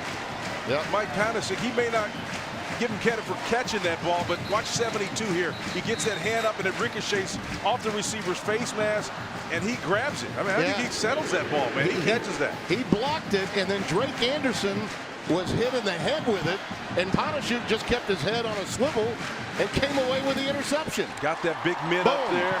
Anderson, it climbed on him in his eyeballs and just caught him in the face. Panashuk, he scooped that thing up. A brilliant athletic play by the down lineman. One of two brothers in that down line. Now they're using everyone imaginable. That's Larice Nelson, 13, who does play wide receiver, also can line up in the slot and take it, as he did right there on a running play. Gets it down to the 30-yard line. And I love Nelson's courage too, kind of like Felton, you know, his ability to get upfield after they get it. A lot of times, again, these receivers are looking to get to the edge, but they know the shortest distance between 2 points, and it's the philosophy of this team, is a straight line. They're going to get it every single time. We'll go trips now to the top of your screen. Earl Stewart Jr. at the very top. They're going empty here. Go 5 wide. They're just straight pass right here. Hayward. Jet sweep action, but Lewerke will take it on the read and take it. He does for a first down. Let's get an injury update from Holly on Northwestern's side. Yeah, thanks, Tim. Mondre Hardage is just cramping up. He needs some fluids, but he is fine. Also, offensive lineman J.B. Butler has a lower body injury and will not return. Tim? Well, the Hardage cramp, is, as we predicted, was it was there because he was so tired at the end of the first half, they had to call a timeout. And having to deal with Felton Davis III has been more than just a bit draining for him. Dave Warner is still putting pressure on him, working the edges with jet sweep action. When we see Michigan State, man, they're going to the bag of tricks. 1st and 10 from the 20 at Northwestern. Hayward, only a couple of yards this time. Wrapped up quickly by Bergen, 28. Timmy, but that's the flexibility you get with Lewerke. Again, he can do that. We talked about Coach Warner, his ability to understand exactly what he has from a skill set from his quarterback. He's mixing it up very nicely. We saw option in the first quarter. We've seen double reverse. We've seen him move the pocket, jet sweep. Now we've seen a couple of RPOs, and they will have completed the cycle. They are manufacturing yards on the ground without L.J. Scott again. This is 3 consecutive weeks their big-time back has been unable to go. It was a game-time decision and a field choice, really, in a lot of ways for D'Antonio instead. Plenty of time to throw. Look at this. Checks down. Pass was thrown behind Sokol again. Lewerke would love to have that one back. He knows it. Well, Timmy, the thing that he's got to do, first of all, here's the protection line right here. And you watch it, folks. He's got plenty of time. But when that internal clock starts to tick, Timmy, a lot of times quarterbacks will get anxious knowing that there's somebody behind them typically going to come, because it's so tough to hold protection that long. But you've got to continue to relax and release the ball and trust your offensive front. And it's tough to do it when you've had 5 different machinations of that offensive front so far this year. Yeah, it has absolutely been patchwork, even today with the loss of Beadle at left guard. Holly commented on that. Kevin Jarvis couldn't go. Buter had to move to right guard, and we touched on Beadle, and you add Jarvis to that group as well. In the end zone. Yep, there it is. Felton Davis, the intended receiver, and out on the island that time for Northwestern. Roderick Campbell, the defensive back, the junior from St. Louis, looked to have some jersey. I think he may have gotten the dreads as well as part of the jersey. He may have got the locks, but he got caught. Here's the soft coverage here. Campbell Jr. Oh, my goodness. 15-yard penalty. God, my friend. And an automatic first down. Hey, listen, I got Brett Bender spotting. When he says he got him by the hair, he got him by the hair. Wow. Yeah.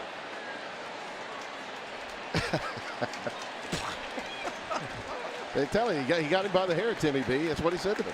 Yep. It was obvious, too, wasn't it? Good. You know, you can tackle the runner if you want, but you can't hold him by the hair. That from our friend Dean Blandino back in Los Angeles. So here we go.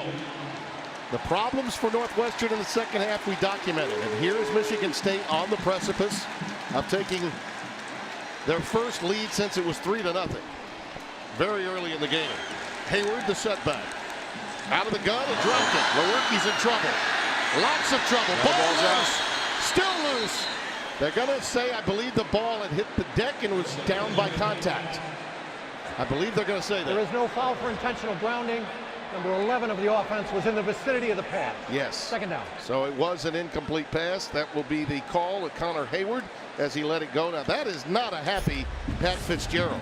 Well, first of all, protection broke down, but it all began to become unraveled when Lewerke could not catch the snap directly to him. Good call.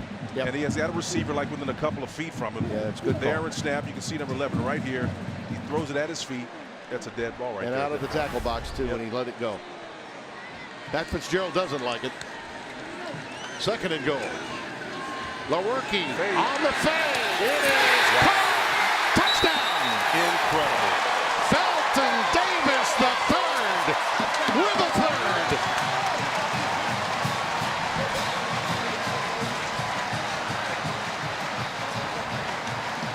A rushing touchdown, now a receiving touchdown.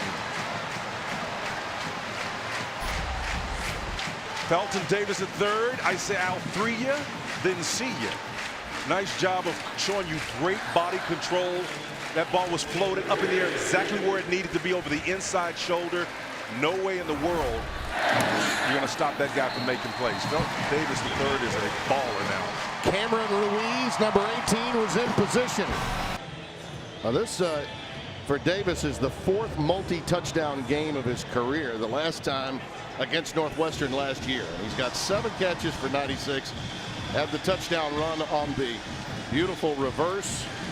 2nd consecutive trick play run by Michigan State in the last series before this touchdown. Kyrie Mcgowan is back deep. We touched on it, Spencer, to start this half. And Northwestern did have a quality series with 3 opportunities for first downs, but didn't get it done. And a fair catch was called. Yeah, well, you could call a touchback, as you know, any place on the field, and get, with the new rule, the ball where you get the ball as a touchback and move it up. But Spencer, given the facts that we now see defensively, the problems Northwestern has, their offense really needs to show up here. Well, first of all, you didn't produce points on that. You moved the ball initially, but you got to do something different than what has defined the Akron. And then the second half against Michigan and so forth and so on. That's really the key. I think Felton Davis III presents a matchup problem. It's a huge matchup problem because it doesn't matter who you put on from a defensive standpoint. With your best cover guy out of the game right now, what are you going to do to defend it? Montre Hartage is out of the game. Well, you could see, as we were discussing there on the screen, how Fitz was really pleading with his defense, trying to pump them up, understanding how important this next series for his defense will be. And of course, that could be made easier if Clayton Thorson could get some first downs here. That pass was intended for Skoranek, and it went incomplete. Well, sticking again with that offensive note to close this out, Felton Davis III is a senior, right? That means he knows this playbook. You can put him anywhere on the field to exploit the matchups we've been talking about. He's not a young player that doesn't know the work. Vault is the setback, and again, they roll him out. And they go underneath. That's a big hit. Yes, sir. Cameron Green, the receiver, and it was Naquan Jones that nailed him. And we got a flag there, too. That may be a... It was a heck of a hit, but it may be a troublesome hit. Yep. Well, you hit him like you owed him money. I tell you, you hit him big time, but they may be looking at that as a targeting. Yep. After the play was over, unsportsmanlike conduct. Defense number 93. 15-yard penalty with an automatic first down. Taunting was the call. Number 93's first unsportsmanlike conduct foul of the game. Yeah. There was good and there was bad there. You know, listen, I'm going to be the contrarian here. I know he raised his arm up, but I'm not quite sure if that rises to the level of a 15-yard penalty, in my opinion. You'll get no argument here. How about that? He hit him like he owed him money. Another one of the Spencerisms. I like that. From where I'm from, it makes a lot of sense, that's for sure.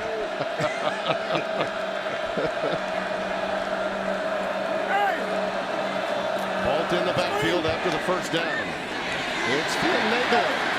And Nagel's out for what might be necessary yardage for a first down. It looks as though the mark is going to be a bit shy, maybe by a half yard. Joe Bacci making the stop. 7 catches, 59 yards for him. Northwestern needs an inflection point. That's where something trends up or down. They've got to score on this series, Tim. Yeah, given the history, particularly this year, I would agree with you. Vault. I don't know that he got back to the line of scrimmage. He didn't. He's a 1 yard short of getting back to where they needed to be. Panashuk, 96. Jacob made that play. Of course, his brother Mike had the interception on the tip that led to the go-ahead touchdown for Michigan State. Big time play here, big time call. Haven't been afraid to throw the ball in these short situations. For most teams, about 90%, even in the throwing era, the run or the sneak is the play you would go with. And they do. I don't know, they got it. Maybe his height. I think he's It's going all to get about the spot. yes, right foot spot. That means it's a first down. Yep. You got a right foot spot, you got a first down. Yeah, they're moving those chains. He did get it. That initial surge is what got him. Here's the line here, as you can see, that the surge. Football's on that blue line, and it's kind of tough to tell from that angle. Well, it helps to have a 6'4", 226-pound quarterback. You bet. You're going to get that line to make. Vault the setback. Go 4 wides again out of the gun. Out pattern complete. Cameron Green. Boy, he's been a sure-handed target out of that super back position. His dad Mark played at Notre Dame and on with the Chicago Bears. Gosh, I called his games too. That's when you know it's time to apply more Grecian formula. Oh, man. 2nd down and 5 coming up. I think they're going to work on Justin Lane, number 2, right here on that corner. That's kind of been their MO. Yep. Play fake and they swing it out. That's Riley Lees, but nothing doing. Maybe a yard. Andrew Dowell, number 5, pushing him back. I watched a lot of tape, a lot of film on this defense, and we can say it now that we're in game. That's not where they're going to get success. They're going to get success at that other matchup with Justin Lane up top. That's going to be their best choice. Now to the field, we'll see if they decide to go to the wide side now. They have no choice. They got to push it up via the pass. Well, the thing that's happened in Mike Trestle's defense has turned them into a one-dimensional team. They know they're not going to run it, right? Yep. 2 out of 8 on 3rd downs. Now he's coming back where he needed to go. Oh, beautiful pitch and catch. That's Flynn Nagel. It's a first down. Northwestern in business. At the 21-yard line. David Dowell with the stop. Yeah, the free safety David Dowell was working up, but he was there just a tad, little bit too late. Nice pitch and catch. That's the side of the field they're going to need to work to have success. Again, Justin Lane was over there on that side as well. When they get combination routes, one of those two, Dowell or Lane, are going to be the ones that are covered up. Those are the 2 guys you're going to attack. 18 yards on that play. It was huge. You mentioned it. This is a must drive for Northwestern. Even with this much time remaining. Looping it towards the corner. It's caught. It's touchdown. It's Green. Northwestern reclaims the lead. Wow. Tariq Thompson, Sam Backer over there, has got beat on coverage. Wow. How about that throw? And that was an unbelievable throw. Great matchup with the strong side Sam linebacker covering. You don't expect him to go that deep, but again, the eyes flash to the front side, comes back and lays a dime right over the shoulder to complete the pass and the touchdown. They're going to go here for 2. It's only the 2nd game this year Northwestern has scored in the 2nd half. They go trips to the top of your screen. I like this route right here. We'll switch. I like the switch route. They can push it up here. There it is. They took it away from him. And there's the touchdown. The 2-point conversion to Vault. Well, you're right. They were looking switch, and it was away, and he found his next progression. You talk about a shakeup, Spencer. We may be seeing it. It may be huge this week. We had a number of almosts last week, 3 of them really. Michigan comes to mind. Certainly Ohio State was on borrowed time before they made big plays late to come away with the win over Penn State. Maryland holds serve. That Texas loss looks pretty good for them. The Big 12 may have a new leader. Indeed. Maurice Nelson, his 2nd carry. And he is stacked up back at the 24. As we come to the end of 3, touched on the psychological aspects for Northwestern. Now for Michigan State, finding themselves behind. Look at what they have on their schedule, Spencer. Yeah. Penn State, then Michigan. It's daunting. Absolutely. Ohio State in November. Now you're banged up in your line. You're banged up at running back. You got to will your way to this win, don't you? Well, big picture, you got Felton Davis, so you've got a pathway there. He's an asset that you didn't necessarily rely on having, but you've got to find a way to come back and deal with the ability to push the ball down the field more effectively to get some distance between this team that suddenly now in Northwestern has become energized. They've broken the narrative that has defined their season so far and scored with Cameron Green helping them out with the diving touchdown. Well, Lewerke with his legs gets them a little yardage, but this is a critical 3rd down and 6 coming up. And we touched on it before. As you see Thorson looking on, he just loves matching up against Michigan State, and particularly loves his white jersey. They are money on the road in the Big Ten. Well, he's clean too. They've been keeping him clean and upright, which is a key to his success. Well, in the second half, yeah, he's been sacked a bunch in the first, but they have made the plays so far here in the second. 3rd and 6. 5 wide, empty backfield. Slant, caught, 1st down. That's Ladarius Jefferson. They lined up in a slot formation, 8 yards, and they'll move the chains. Now they're playing. This is a great catch with the guy draped all over him. Lewerke throws a rifle, but I will say, Timmy, they flipped the script. Script has Northwestern now. Typically, you won't see a slant route thrown. Their option is to run the ball, typically on those 1st to 2nd down plays, and then use the extra 2 downs as extra throw plays. But I think it's because of the offensive prowess that this Northwestern offense is showing now. Well, you see the numbers on Lewerke. They're good, but he does have the 1 interception. He doesn't need another one yet. To the right side. It was there. You called it at game time. 1st down. Weston Bridges. And Coach Salem, the quarterback's coach, tipped you off about it. Yesterday they ran option. I know you got visions of Jamel Holloway. I can see him. In your head. Hey, how about Troy Aikman back in the old days? He was more like Lewerke. When he comes down the line of scrimmage here, watch him wait until that guy closes on him, all 3 of them. Then he deals it on the perimeter. It doesn't get any better than that. Watch his eyes. And then he draws them into him and then pitches it out. Boy, a quarterback that has the courage to draw those people into him, those defenders, and then deal it. That's excellent execution. I think they may The be previous reviewing play is under further review. whether that pitch was forward or, in fact, a lateral. Well, I've seen a lot of laterals in my day. I think it was a lateral. I thought it was perfectly pitched. I know what you're thinking. Yeah. You're thinking Keith Jackson's calling little number 34, Spencer Rolling Tillman. around that outside. That's what you're thinking. Right. All right, let's take a look at it from going to the field. Yeah, I mean, look at this. Look at this. That ball is pitched backwards. That's. Yeah, but where does he catch it? That's the question. I think it's more debatable when you see where he caught the ball. It is pitched backwards, but where does he catch the ball? You see where he releases it, almost the 39. But Dino, if it's an option, even if he's downfield, it's in play. That's what they're looking at, and Dean Blandino's got a good look at it as well back in LA. Yeah, and even though it is an option, if the quarterback is beyond the line of scrimmage, he can't throw a forward pass. Right. It's the spot of first release to where it's first touch. So if you look, it looks like the ball's released just beyond the 38 and touched at the 39. This looks like a forward pass. Yeah. See, I'm with Dean there, and in real time, it definitely looked like the option. But when you see where it's caught and where it was released, again, you say 38 and a half perhaps. Now watch where he catches that's the key. I'm not even looking at whether or not the ball is. It's pitched back this way. It's him, the quarterback, where he is relative to the line of scrimmage. That's really the key. And if I'm not mistaken what Dean is saying. No, Dean is saying that once the release point is made, then where he catches it is what's most important. Release point, 38-yard line, 38 and a half. Now watch where he catches it. After review, the quarterback threw a forward pass at the 38-yard line illegally beyond the line of scrimmage. Yeah, that's a call for an illegal forward pass will be enforced 5 yards with a loss of down, bringing up 2nd down. You know, we can argue semantics all we want, but Spencer, Dean's point, and as I saw the replay, I concurred. It is about where it's released and where it's caught, right, Dino?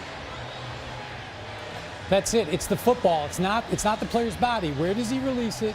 And then you look where it was first touched. If that forward touch spot was in advance of where it was released, it's a forward pass. Yeah, if the rule were written differently, you'd be accurate, Spence. But you know how many touchdowns I've scored? 15, 30, 40 yards downfield. We're going back. We're going back and taking some of those touchdowns away, Spence. Yes, we are. There went that Oklahoma Hall of Fame opportunity for him. We're going to take back all those yards. Thank you, Dean. Spot on as usual. 2nd and 15 coming up after the penalty. Bridges in the upfield, and here goes Lewerke again. Incomplete. Pass was thrown. Looked like a mix-up in the route by Sokol, and the pass coming from Lewerke. An out and go versus a simple out pattern. That was a big play. That was a huge play. Such beautiful execution. I know it hurt your feelings, yeah, too. It broke my heart. It indeed broke my heart, too. Third down and 15 coming up. Love you mean it, though, Dino.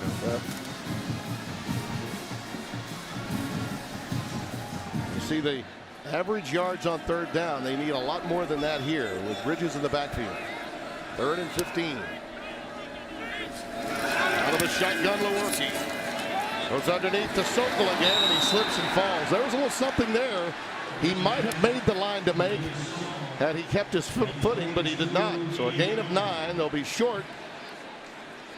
Really like that play design. Sokol did a nice job, and Lewerke did his part. But Dave Warner, the way he sets his play up, he allows the tight end to present his numbers back toward the quarterback. And if he keeps his feet, he's still running a little bit. Remember all that rain overnight and early into the morning. It didn't stop here until about an hour before game time. Yeah, this is a natural field surface, too, and it gets thin around the 50.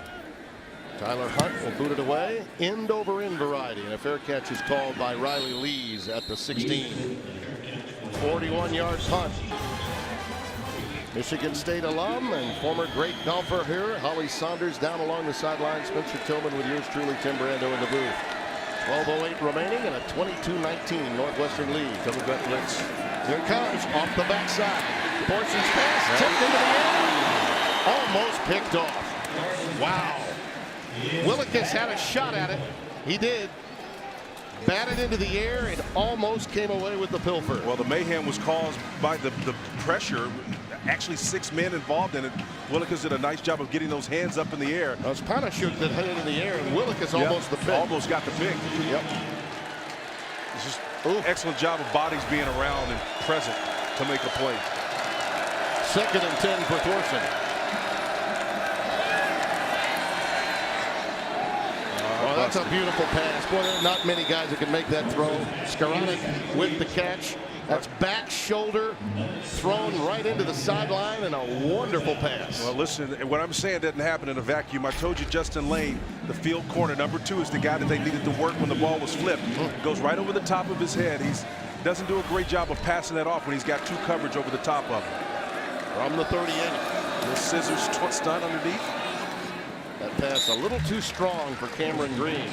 These numbers now for Thorson are going to get close to and eclipse last season's record-breaking performance. Timmy, when we talk about scissor stunt, all we mean is these guys are swapping responsibilities, and they cross like a pair of scissors, right? When they cut that right there, it can be very difficult for a quarterback if one of them comes free and they don't sort it out up front. John Moten has now come back into the game, Spencer, number 20. He's had very few carries today. Here's Thorson. That's a great job. Magnificent out route by Nagel. He runs outstanding routes. He had 6 catches for 65 yards against Michigan last week. Willis, the outstanding safety there to make the play, number 27. And that's a next level throw. I mean, that was a field throw all the way across to the sticks. I mean, receiver knows where he's got to go to move the chains or at least get close to it, and the quarterback's got to have a big enough arm to make it there.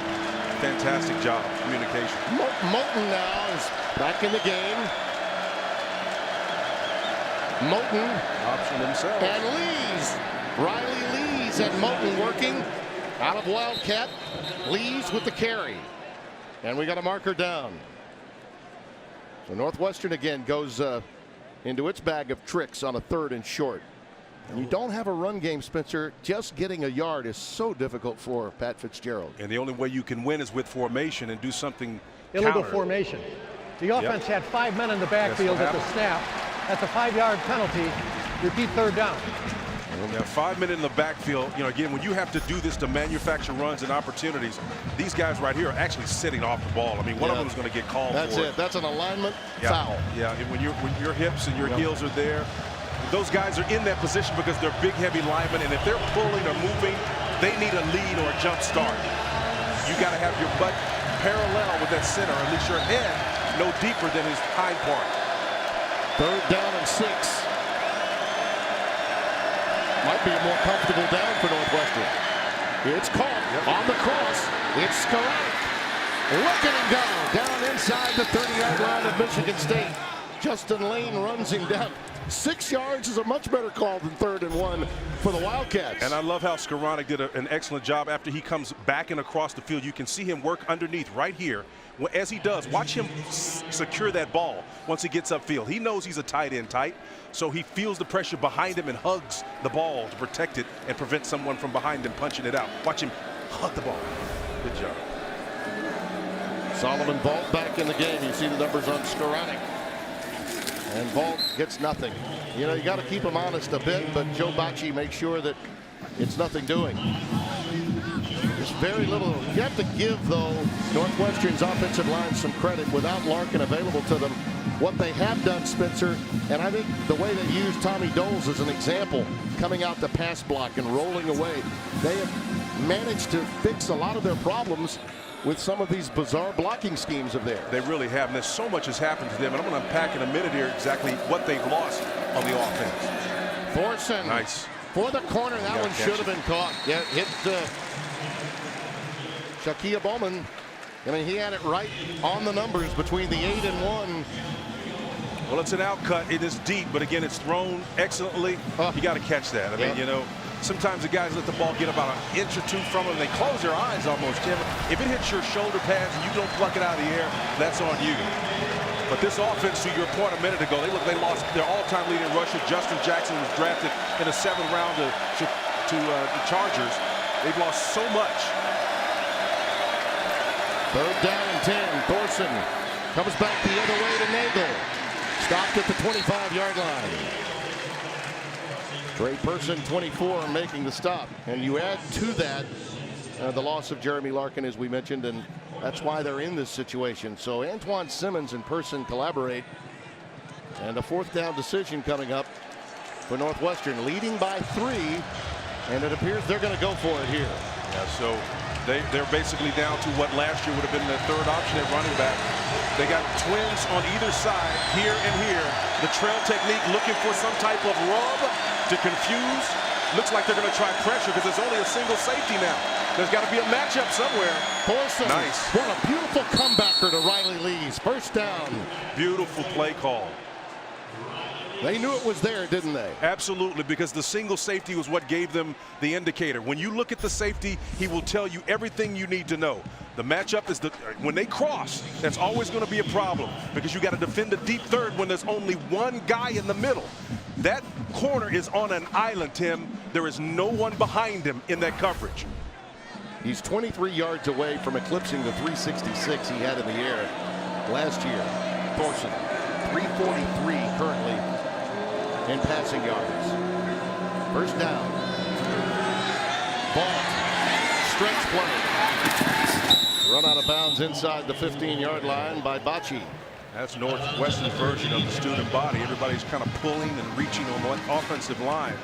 Wasn't a lot gained, but what they did do is stretch and make this Michigan State defense run sideways. Now, a lot of pressure here on Mike Tressel's defense to hold Northwestern to at least 3 here. I'd come back trips to the field and try to get a play. And see if they go bunch or at least a tight 3 receivers to the left side in some capacity. This is also taking a lot of time off the clock after that 4th down conversion. Touchdown here could be devastating for Michigan State if they relinquish it. Thorson with time.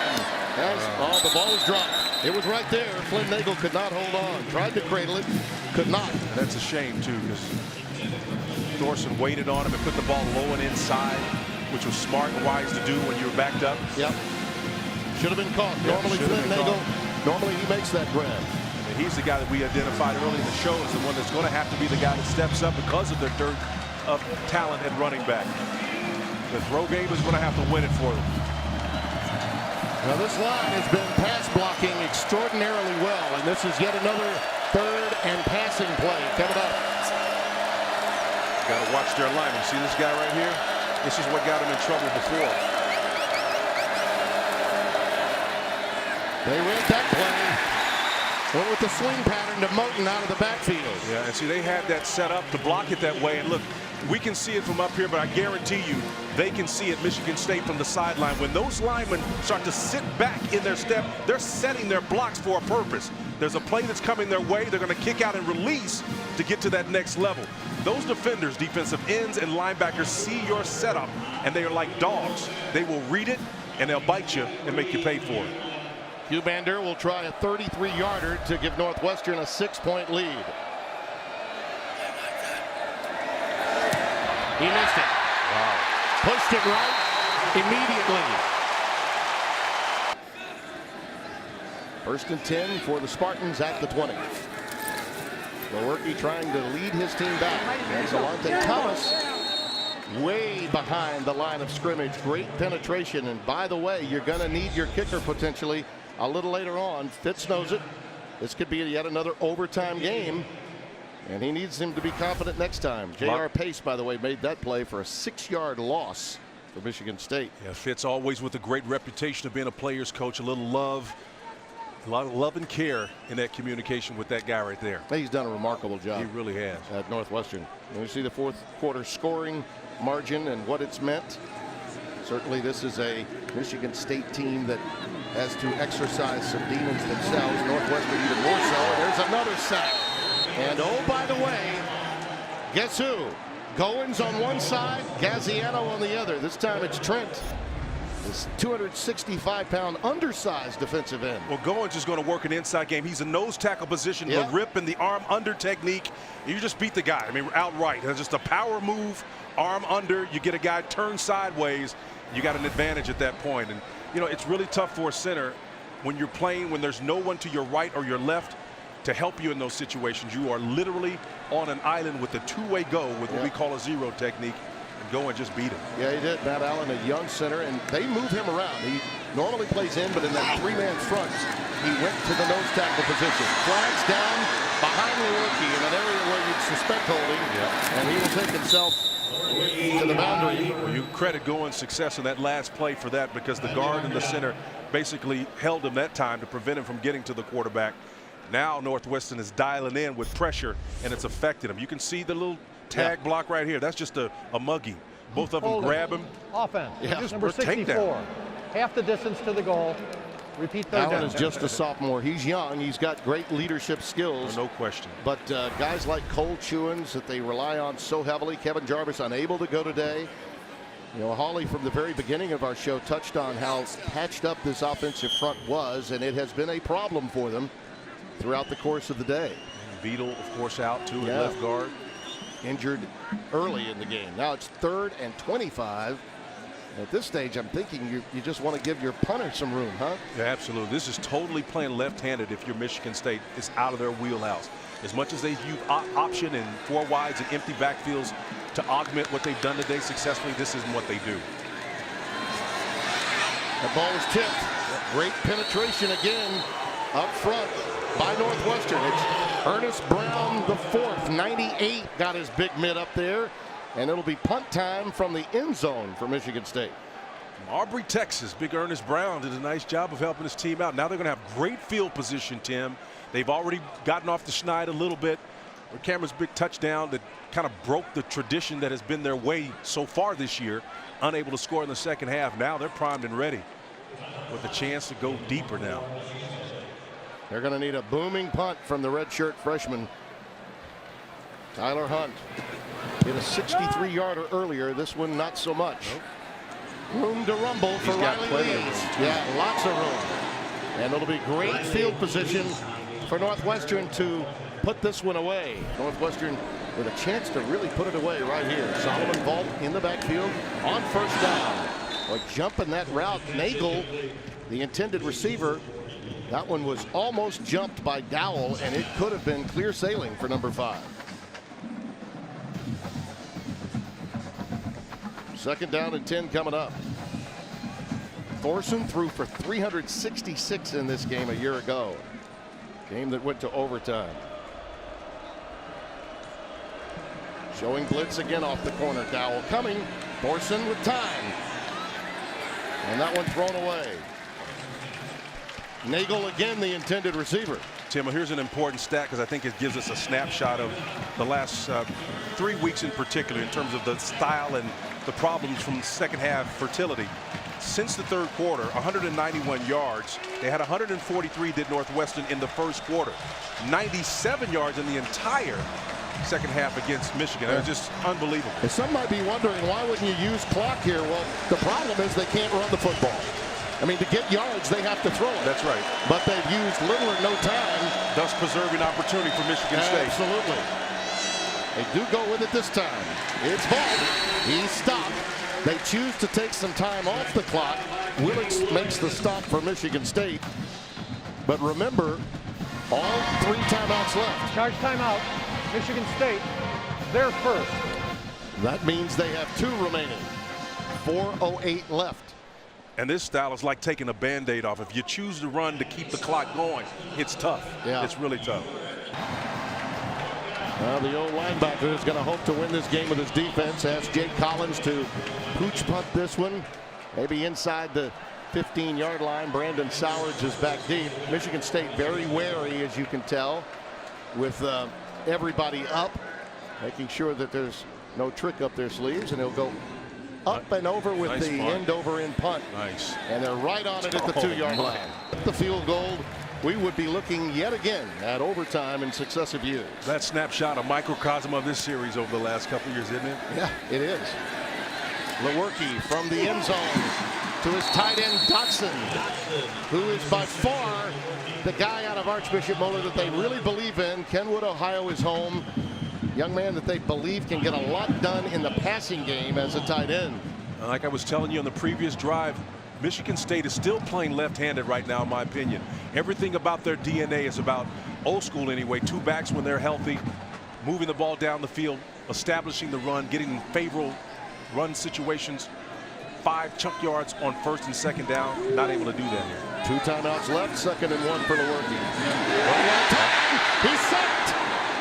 And it could be a safety. That was close. If he let that one go in the end zone, and I believe he may have, that could be a safety. Jared McGee on the safety blitz. There is no foul for intentional grounding. Number 15 was in the vicinity of the pass. Oh boy, what a 3rd break. down. What a break. What a break. And Fitzgerald cannot believe it. Well, here's 15 right here, right? Yep. And then let's see what happens. He does a poor job of pass protection, first of all. Boy, oh boy. You can make a case he was in the grasp. You could make a case that he was in the grasp before he let it go. Yeah, Jefferson McGee's got him. probably with a better situation just to hold him. Yeah. Judgment call. Once it's incomplete, there's nothing you can do. Once it's incomplete, there's nothing you can do. He's in trouble again. Lets this one go. Anybody in the vicinity there? It looks that way. Gaziano had the pressure. And we do have a marker down. So if this is in fact, I think this is going this could be a safety.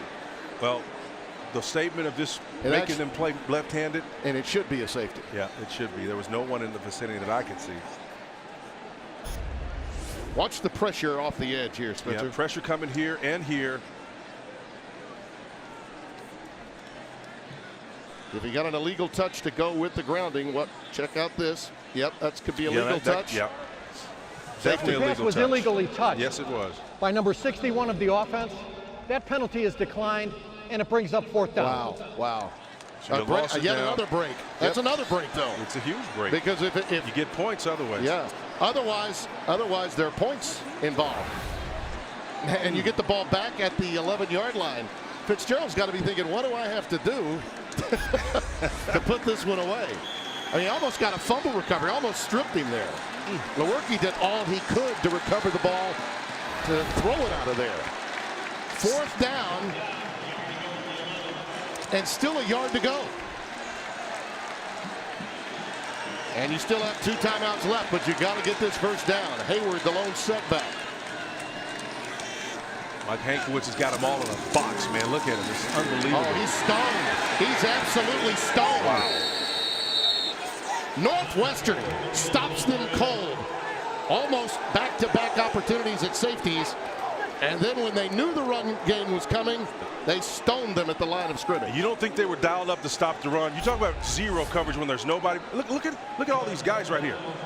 There's like 11 guys in that area. Yeah. That's incredible, man. But again, they're sold out. If you had some courage, and again, I'm not saying Michigan State doesn't. Boy, a nice play to maybe call a timeout or either just throw the ball on that would have been better. I mean, Northwestern was sold out to stop the run with zero coverage, nobody on the back end whatsoever. Well, you talked about changing the narrative, Spencer, flipping the script. They've done it. Pat Fitzgerald's team has done that in this second half. Still 2 timeouts left. Solomon Vaught is in the backfield. Northwestern looking to put this one away now. Michigan State has the timeouts they can utilize. That's Willikis with the stop and a quick timeout coming. They've got 1 left. Here's the issue, Spencer, as you see Cubander, who missed that field goal try a little earlier. You know Michigan State's going to use their timeouts. How aggressive do you get with Thorson here offensively to put this game away? Because if you get 3, you still have to kick it to them. Right. And you're I'm going to tell you what I would do, Tim. I'd run the ball every single down. I really would. I'd run it every single down. Vaught is the setback. It's wide open. Vaught is down to the 1. Dowell makes the stop, save the touchdown. It's amazing how when you couldn't get yardage all game long via the run, you can get it now. Yeah, that may be a first down too, Spencer. He's awfully close. You know, they could get a first down without the touchdown. Sure, and it's over then if you do that at that point. 1 timeout for Michigan State. It's ball game if over. They're just shy of that. I think they may have to look at that. They may have it by a link. Yep. There may be some debate about putting time on the clock too if Coach D'Antonio wanted a timeout earlier. Let's listen.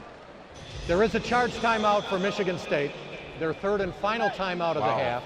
It will be a 30-second timeout. Timer, please reset the game clock for 2:58. Right. They wanted to put the additional time. But here's the deal. They can get a first down without a touchdown. They can get a first down without a touchdown. 4 downs and it's done. And it's over with. The clock is as much your enemy now as the potential put-away touchdown for Northwestern. Well, if you're a Northwestern fan, the beautiful thing about what Coach Fitzgerald has told you is that we're really close.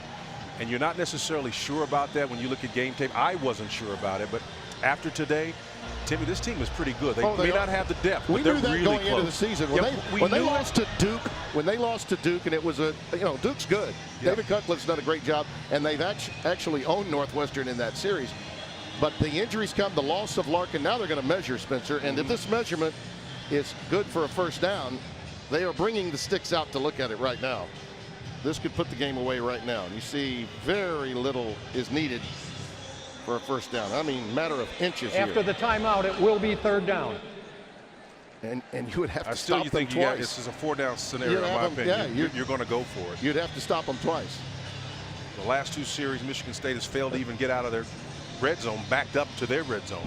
Without Larkin and without a run game, they are a bit one-dimensional, but they're so smart. They play with such a high degree of intelligence. You can see why they won 10 games a year ago. One of the more creative and confident wins I've seen in bounce-back wins after losing to Michigan the way that they did last week. Well, courageous. Here we go, Spence.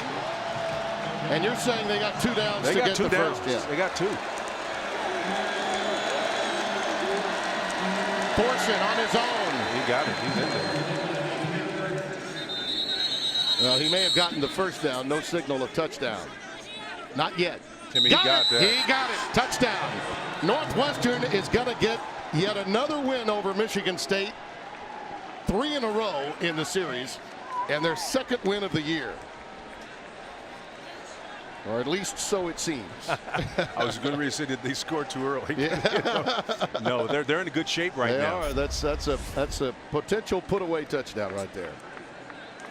They basically turned Michigan State into Northwestern of a week ago, and of the 4 games that defined this series this season prior to this day. Cubander for the extra point. Very important one too. Yep. Makes it a 10-point game. 2:51 remaining. Tough day for the alumni. Kierkegaard would call that angst. Yeah, well, that's the passion that Saturday afternoons bring in the fall. Anger, angst, and bitterness. Oh my. Oh my. Plenty of that to go around in the college game. And this is yet another example of the parity that truly exists, not only in the Big Ten, but all around college football. Don't be surprised if this is not the only surprise of the day, though it will be more. Connor Hayward with a fair catch. We were here. Holly took us to the golf facility that they have indoors. And it was really a pleasure to see Tom and his wife Lupe. 27 years he's been here at Michigan State. He made them a blue blood program after what Judd Heathcote did with Magic Johnson in '79. 7 Final Fours, 8 Big Ten titles, including last year in hoops. Underneath to Connor Hayward. And he stopped at the 35, and the clock will continue to tick as Paddy Fisher makes the stop. Yeah, the problem is they're dropping 8 is Northwestern, and they're just rushing 3, and Lewerke has nothing but underneath opportunity here. But they need to move down the field with no timeouts. They got to find a way to stop this clock and score quickly and everything else. It's a tough spot. There will be some conversation, Spencer, and understandably so. The ruling on the field is that the runner was short of the line to gain. That ruling is under further review. So they will review it. Gives us time to chat about L.J. Scott. And, you know, D'Antonio, talk about a true pro. He's one of the best. He said to us in making the decision it would be about the productivity potential, the confidence level, and just how his guy feels. And obviously Scott was running with the first teamers in warm-up, didn't feel particularly good, so did not play. But I think more than anything, the offensive line issues, the patchwork part of the offensive line problems, had as much to do with L.J. Scott sitting today as anything else. No question about it. And I love the way Coach unpacked the why factor. You know, as a running back, you are reacting to what happens in front of you, and that has to be instinctive. And if he's not 100%, you're not going to help anybody in that situation. You could basically ruin your year by not having him available for the stretch run. Well, we touched on what Michigan State has lying ahead, and it's huge. It's tough to play Penn State and then have to play Michigan right after that. Northwestern now gets Nebraska and Rutgers. You know, they can right the ship before they get to Wisconsin in 3 weeks. This could really be a seminal moment in their season. But Michigan State has got to really be careful, and coach has got to be careful with how he massages. The runner made the line to gain. It will be 1st down and 10 for Michigan State at the 35-yard line. The game clock will start on my signal. Well, that helped. He got a free timeout out of it, too. But again, they've got to be careful how they massage the narrative moving forward. You made the wonderful comparison that it reminds you of 2013, where they ran the table. Historic year, went to the Rose Bowl for the first time in 25 years. This is the inflection point where that changes with the loss here. Look at that. How about that ad-lib jump by Lewerke? He's getting hammered from the backside, and that was just a push toss. Well, he's a gamer. He is an absolute gamer. Well, and he's had to do, I think, far too much for his offense today. Clock still ticking. Wow. Brandon Sowers. The clock stops on the 1st down, and then mark it at the 46. Sowers was closing, but Lewerke just put this on a dart, man. He between 2 would-be defenders. He put it on the line. 15 yards the pickup. Dropping 8. And he got it to his man, Cam Chambers, and they're playing soft back there, Spence. Yeah, they're yielding underneath, aren't they? Yeah, they're bending, but they're not going to break, Tim. And again, the longer it takes you to throw that ball, if you get any rush out of those 3 up front, it's tough for even 5 to keep them at bay for any extended period of time. So they'll give up. They'll see the 7 to 8 to 10-yard underneath stuff at this point. Bringing 3, dropping 8. Lewerke again. With time, Chambers wide open. A defender fell, and he was wide open. And just like that, inside the 10-yard line. Cameron Ruiz fell down, number 18 here, Spencer. Cameron Ruiz is back here, right here. You watch him fall down. He can't turn around. Falls down on the numbers. He's playing what they call a bell technique, where he's got everything in front of him so he can see the quarterback, and he goes to make his turn to break on the ball and just falls down. I hear a lot of Northwestern fans around the country right now saying, oh boy, prevent does what? Prevent does what?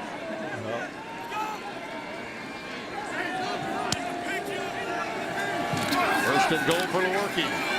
There it is. It's knocked away. Outstanding defense. Stewart, the intended receiver, and J.R. Pace made the play.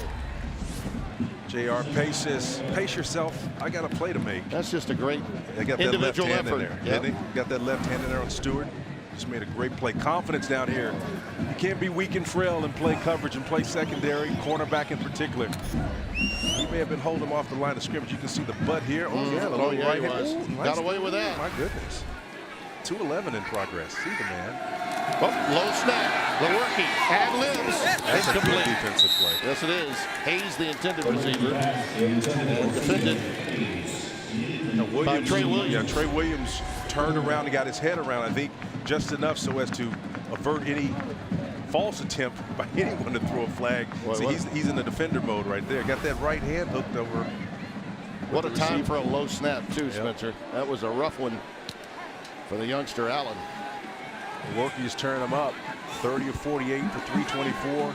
Big numbers, but the only number that matters now, Timmy, is that score. Third down, Lewerke. He has his man, but it's caught by Sokol at the 1. Maybe the 2. I think they may spot it at the 2. 4th and goal. Time winding down. They got to run something and run something fast. Got to go. See if they got to check with me at the line of scrimmage. Should have it already in their pocket. This is your ball game right here.